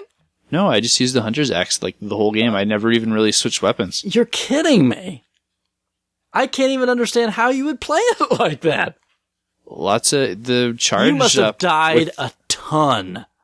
Only in the first 5 hours. And once I got past that, I got really good because it was using the same mechanics. I was perfecting them. Yeah. So it was just figuring out when I could hold down a charge, and because that Hunter's Axe, when it does the double swing with the charge, yes, so much damage, and it stuns a lot of guys too. So I was able to escape and recover some health, and I didn't really take advantage of the close combat where you could recover your health from them. I would hit and run. Yeah, I'd hit them, I'd run away, I'd heal a little bit with my blood vials, and then go back in. Really? Yeah. You sound like you've played this completely different, which I will have to say, that was the best part of it. That is the best part about these series in general, is that sometimes I'll sit down. I've played Dark Souls, I can't tell you how many times. I can still sit down on Twitch. People are doing I'm going to do a run where I only use bows. Or I'm going to do a run where you know what I mean? Just crazy stuff. And you can do it. And they have to play a very different experience than what I did. And I think that's the strength of these things is, again, we're talking about the same game that we both played. Totally different way to play it, right? Yeah. And there were some parts of it too where, you die a lot in these games, and typically you respawn in the hunter's dream, and then you get back to it, and you try and get yourself back to where you were, find your old body. Yeah.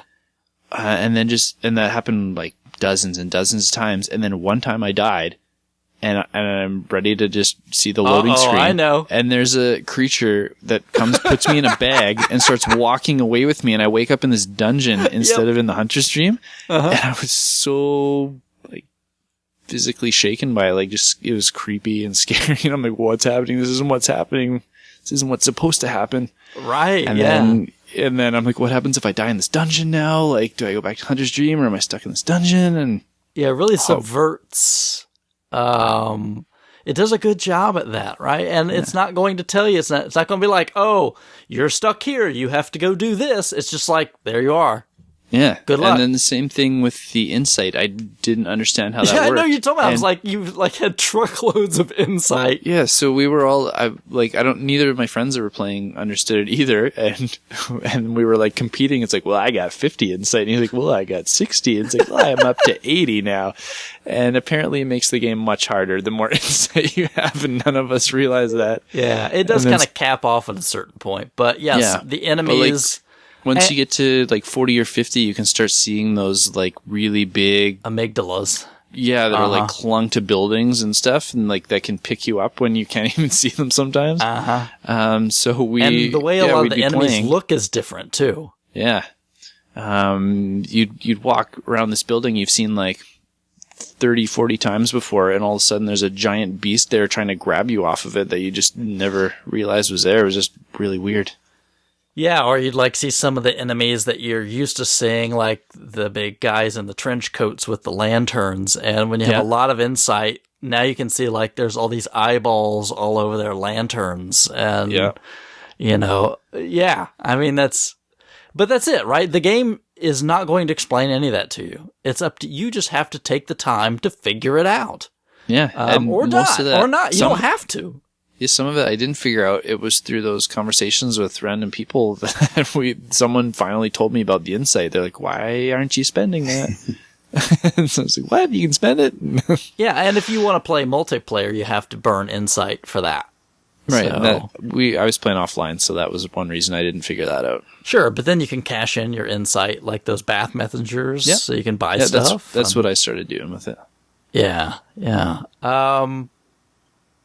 You wouldn't know what you did to trigger events sometimes because you do a few things, and then like you'd return to the Hunter's Dream, and you're like, oh, the cabin I've went in a million times to like craft weapons is on fire.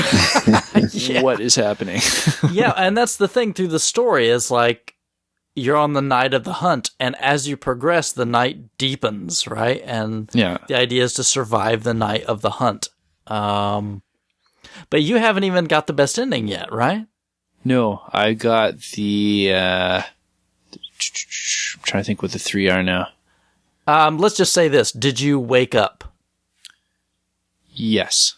Okay, then that's probably the worst ending. I got the middle ending, I think. Oh, that's the worst one? I think so. Okay. So when you went to this one part towards the end, you said, okie doke. Set me free. Okay, all right. I would say that's probably the worst ending. Oh, really? Because I know of the other ones. I thought that was kind of the middle ending, the mediocre one. I mean, there are different ways. I don't know, technically speaking, there is no best or worst. But in my opinion, I would probably put that as the bottom. Oh, really? Not me. But that's it, too. The game doesn't really explain to you how to get good, bad, and it really doesn't even tell you if it's good or bad. They're just different, right? Gotta eat the... Oh, don't say that. Why not? That's not... I did that twice. I found 2 of the 3 of them on my first run. There's 4 of them. There's 4? There's 4 of them. I thought there's only 3. I think you only need to get 3. But there's some of there's 4. The bosses in it were really cool, too. Oh, yeah. Amazing. They always are in the Souls games, but yeah, just some of them really... Especially later in the game. Did you use items much, or no? Like which ones? Like you could use like the Molotov cocktails, or a little bit of the start, or the knives. No, I'd use the rocks at the start to like lure bad guys away from groups. Yeah. And it didn't last long though. Like once I got past that first 5-hour like hump. It was basically just me and the hunter's axe. Really? You Yeah. didn't even use like poison knives or anything like that? No, never. I didn't even know you could get poison knives. See, Bill, that's how deep these games are. Yeah. Seriously. Made his way through it. Yeah, I mean, that's it. But you can have this very different experience and still beat the whole game and have this. And again, that's this whole kind of typical of this sort of thing. So, well, obviously it made a big impact on you, right? It's number one. Definitely, yeah. It was amazing. Something I haven't experienced like that in a long, long time. Yeah. Awesome. Yeah. Okay, well, that leaves me. I can probably, Krabby, you can probably tell me what my number one is then, right? Is it Dark Souls 2? It's Dark Souls 2 Scholar of the First Sin, which came out this year. Really, all Scholar of the First Sin is they remixed enemy layouts and item placement in Dark Souls 2. They added a different ending boss scenario, which you could get. But don't have to. And it includes all the DLC, the 3 DLC modules. So it's the complete game. It's everything that goes into it. So Dark Souls 2, Scholar of the First Sin, again, it's these games, right? So we've been talking about, so I probably don't have to beat that part to death. But why is this my number one over Bloodborne or anything else? And it's just honestly the sheer amount of time that I put into it and the amazing amount of depth that's there. Again, there's so many different possible weapons to use and ways to build your character and ways to play through the game. And again, places to go or places never to go. Or totally optional things to do or not do. And again, it's that same sort of thing as it's never going to hand it to you or explain anything. And when you find those, you're like, wow, I don't think the level craft is on the same par as Dark Souls, the first one, but the combat and the sheer range of play is so huge and so deep that to me, it more than makes up for it. You can have, and they've also upped the number of players that you can have in there. So you can have, I think it's up to 5 extra people in there because you can have, I think 3 friendlies and 2 invaders all at the same time if you wanted to.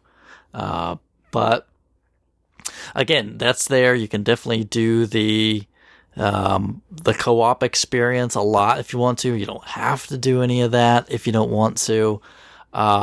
It expands on some of the co-ops, so whereas the other ones, it's pretty much just help beat a boss, there's also an item where you can just help someone for a certain amount of time, and then just phase out and back to your world. That way, if you just want to go in and lend a hand to people, you can do that without having been committed to going all the way to the boss or whatever.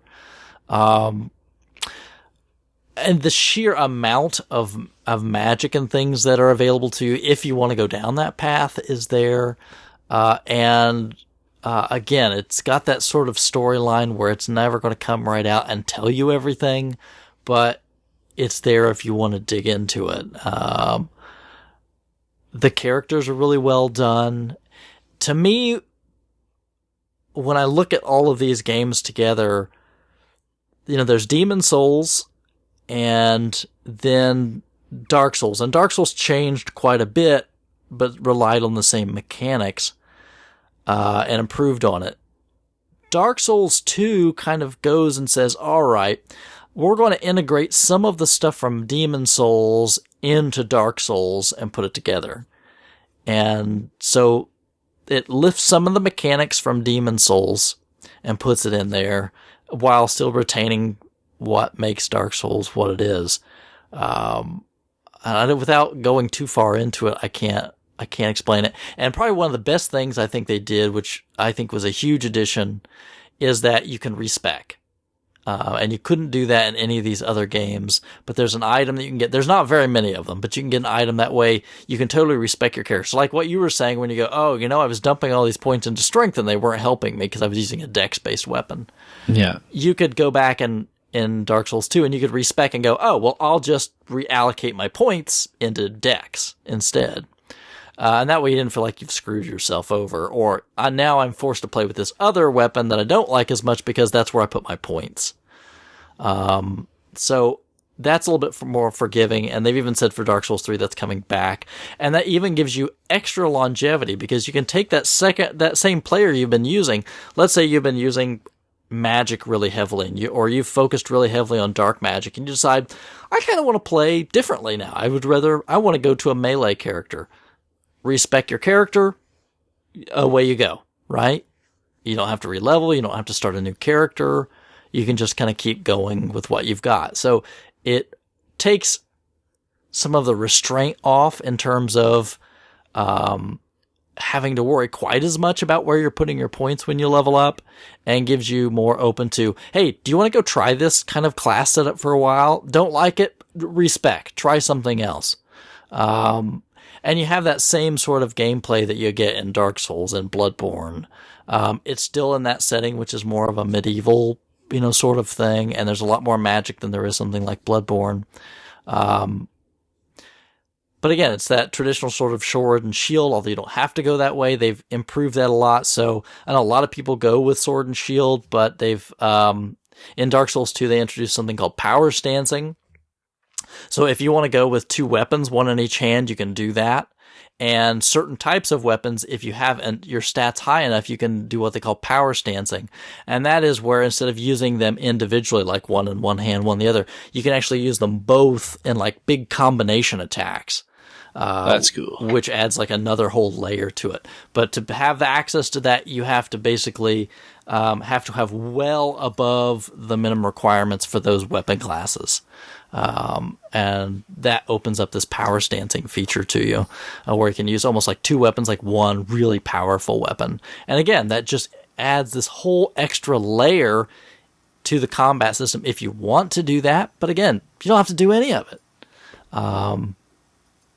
I don't know. I mean, I've probably said enough about this series already. I think Dark Souls 2 is probably the most accessible. Next year, when the 3rd one comes out, you can clean sweep your list.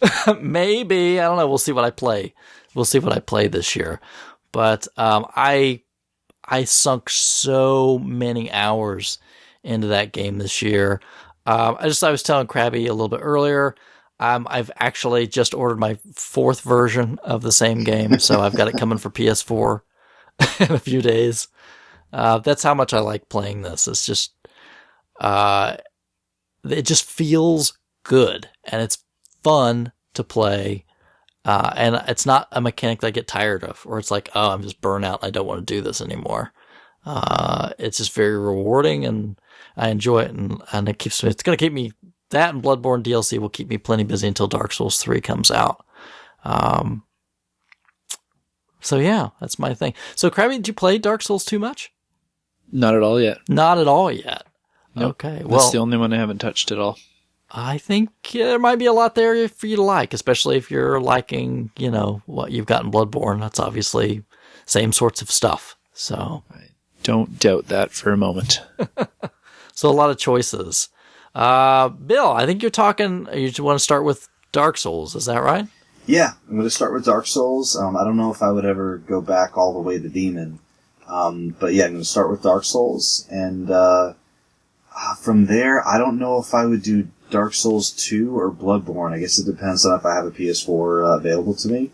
But yeah, Dark Souls is my future brother-in-law, Mike. I remember there was a time for like 3 or 4 months where I was, every time I would talk to him, he was like, I forget what I was trying to get him to play, but he was like, pretty much every minute of my free time goes to Dark Souls. So he got the itch on that one too. So, I've got support, wherever I need it there. But, yeah, I think I told you Dark Souls is on sale right now on the Steam sale. It's like $18 or something like that. So I'm going to hold off for now. I'm going to finish Dark Souls 1, and then we'll see where I'm at. Yeah, I don't blame you. I mean, even the console copies, brand new copy of Dark Souls 2, Skull of the First Sin on PS4 that I just bought from Amazon, $20. Oh, nice. So, I mean, it's cheap no matter where you want to play it. And Xbox One, same thing. It's like $20. Right. Yeah, they're all cheap unless you want to get into some of the special edition stuff. Yeah, exactly. Well, even for a while, I picked up Dark Souls 2 Collector's Edition for like $30. That's the exception. Like the Demon Souls Special Edition, Oh, the yeah. Bloodborne Collector's Edition. Those like, were really a they're pain in the butt. Not easy to find. Those were really a pain in the butt for me to get. And then now with Dark Souls 3, thanks Bandai Namco for screwing me on that one. How do you release something only in one country? Come on, man. Don't do that. You can pay for shipping nowadays. I guess, yeah. And the British pound is clobbering us, so it probably feels like how you feel with the American dollar, which means you can probably never afford to get anything from the UK. Probably like twice as much. Dollars in the tank. So hard right now. I hear that. A lot of Canadian followers on Twitter, and I feel for them. That's, yeah. You can blame Saudi Arabia, I guess.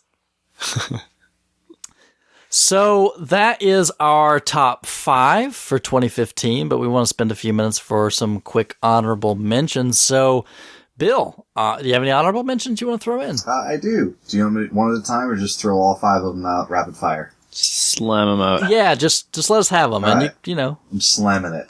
RBI Baseball for the Nintendo Entertainment System.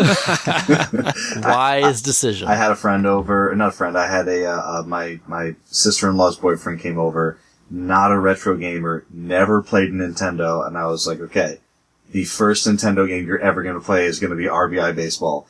And I taught him how to play, and he actually got pretty good at it, because he, played other games, in N64 and later. And we played like 3 or 4 games of RBI Baseball, and we were laughing the whole time, because playing against a computer, the pitching isn't, always, just a really good time. So really, really cool, one to throw in there. I want to throw in Mega Man 2. For the RF Gen Bro playthrough that we had at my house with, Bick Man and Isret and Rustling Man and Eric and like all the guys who just pass the controller around, Rich, Floyd. The lag was definitely real, but you guys made it through that game. Real fun night, even if it is the 3rd best Mega Man behind 4. Oh, come on, man. In that same vein, the Jackbox. Oh, yeah, we had so much Jackbox fun. was so great. And you kind of forget about it because it's just a silly little party game. But I bought a physical copy, actually. I feel like crabby. I could have got a cheap digital, and I was like, no, physical. So it was like the deal of the day at Best Buy a few weeks ago. It was like $8. So I bought it, and we have it on a disc now at the house. But phenomenal game, with 3 or more people, preferably more, over, and I knew which one was the fart sound, so I waited to get in at the exact time so that all of my responses would be farts. It was cool. NFL Blitz 2001. Really? Yeah, we this is one of the games that we bought for the expo. We had it in our storage locker there before the expo started.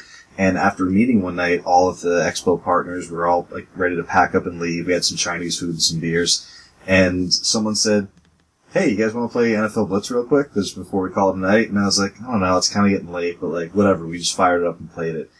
And I haven't played Blitz in years, and I can't tell you how much fun we had playing a 4-player game of Blitz on the arcade hardware. It was so awesome. Everyone was high-fiving. There was elbow nudging and shoulder pushing going on. Everyone was just laughing. It was so cool.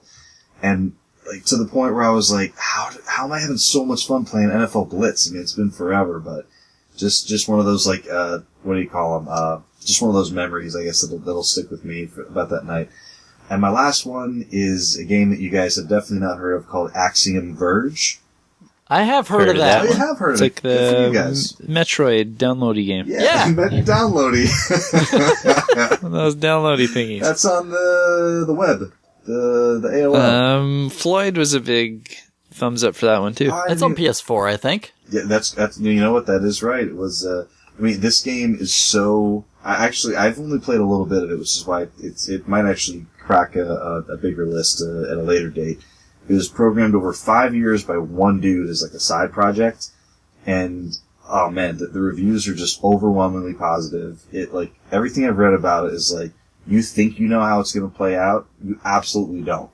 And it's one of the cool lines I read about it. One of the reviews was, it pays respects to the to Nintendo and the Super Metroid type game without being a slave to its to its mechanisms. So it's nice. Oh, I really, really can't wait to play it. I forgot that it was on PS4. Yeah, you're right. I thought it was a PC, Mac, and Linux only, but yeah, it is on PS4.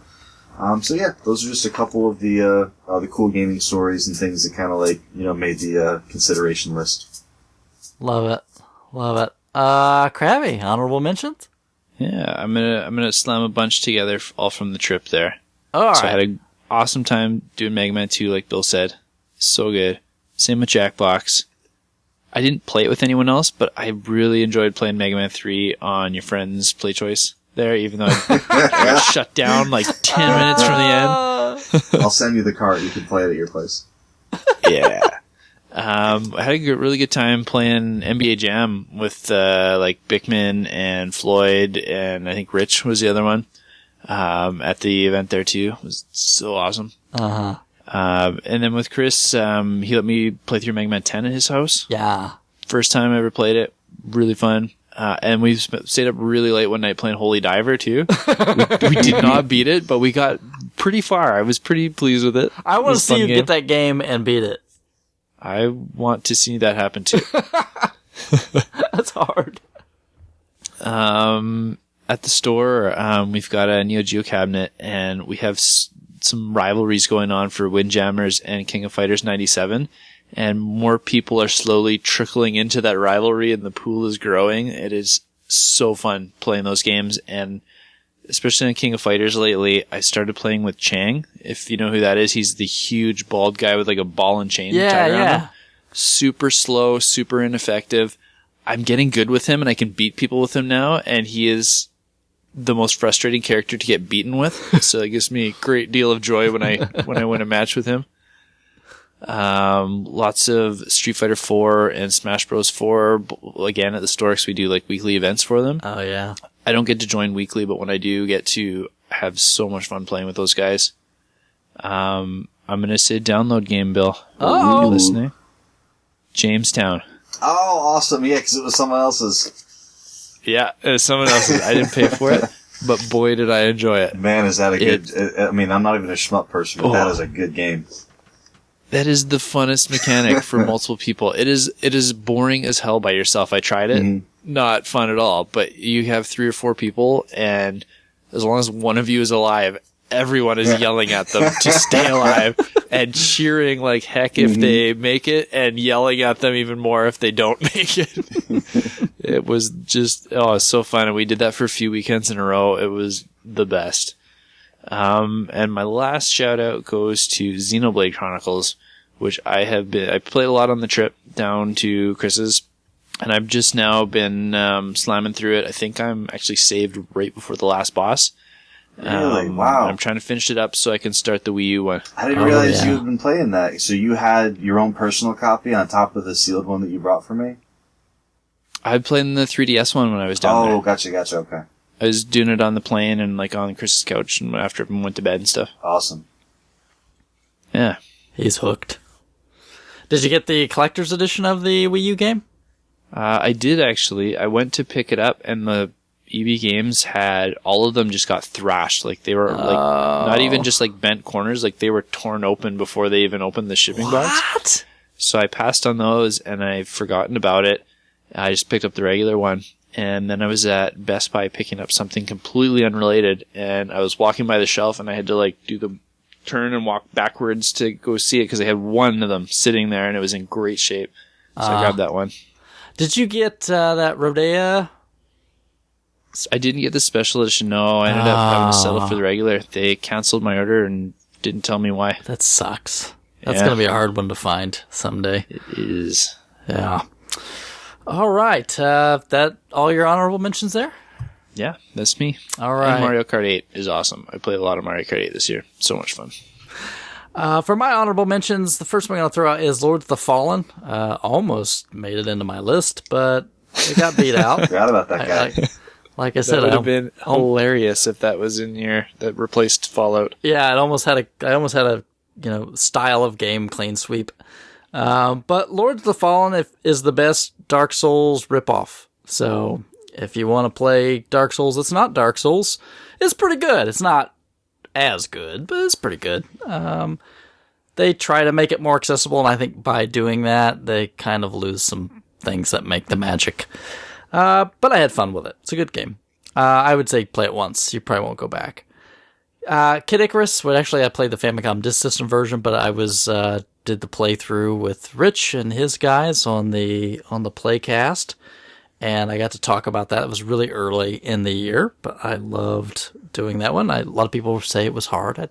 I played a lot. I felt it wasn't very hard, but It starts off hard. Once you get past that hump, it's like Bloodborne. Yeah. It gets easier. yeah, third level. If you can get past third level, you're good. Yeah. Like you guys said, Jackbox, Mega Man 2, that whole everything that we were doing, Quiplash, that whole evening was way too much fun. So I had to give, just like you guys have, if you've got a big bunch of people together, those are the games you want to play. And I also want to say Killer Queen, which I think I mentioned before, is like this special arcade machine. I've actually tracked another one down in my area, so we're going to have to get a guys' night where we all go out and play Killer Queen. Man, just watch some videos on Killer Queen. I was really hoping that place we went to, the one that would have had it still. I ended up finding where it went. It went to the Indiana State Museum for some reason in their arcade. But I just totally lucked upon it. I was there to see Star Wars, and I look in their arcade, and I'm like, there it is! The arcade was closed at the time, but so I found it. But Killer Queen, if you can locate a machine, round up 9 of your friends and play. Probably with alcohol. That'll probably help. But I think, besides, I just want to mention a couple quick things. Like, we played together, so I had a lot of fun with like some of the games out there, like Sapphire. Yeah, that was cool. Yeah, so shame on me, download a copy, but man, that game is crazy expensive. No way, like $800 game. So there's just no way I'm going to buy a copy of that. But it was really pretty cool. And, a couple of the ones we played, like, it was really fun getting to play some more Street Fighter 2, both on the Super Nintendo when we were out there and on that arcade machine that was in there. So it's always fun to play Street Fighter with friends. Very excited to play some 5 with you. I'm ready. I'll be interested to see how it plays out. I obviously don't have it, so I don't have the beta or anything else, but we'll see. I'll probably take me a little bit to get my hands on it. But that's it. I mean, that's our best of 2015. I think it's a pretty good list. Great list. Solid. Best list.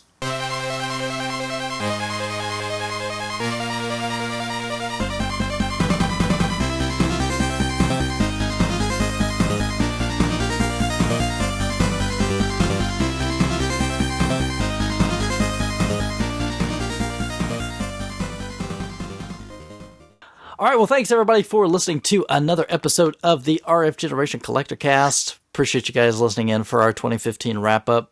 And here's to another exciting year, right? Another big 2016. So, Bill, thanks for hanging out for another fun year doing the show. Absolutely. It's great to be here. Yeah, looking forward to 2016. Yeah, well, the more Dark Souls, the better. I can't wait till tomorrow night. I want to see how this goes. I'm pulling for you. Krabby, the new year, 2015 was very kind to you with some big heavy hitters, but 2016 is going to be ultra kind with your new arrival of a different sort, right? Yeah. So definitely excited to have a new mini Crabmaster. I always have to have as many stadium events as I have children. There's just something wrong about that. I just want to say, when I posted your picture on Twitter, some of the comments, most of them were awesome, but one person was just like, expletive. But anyway. All right, thanks everybody for listening to us for another year. We really appreciate it, and we will catch all of you in 2016.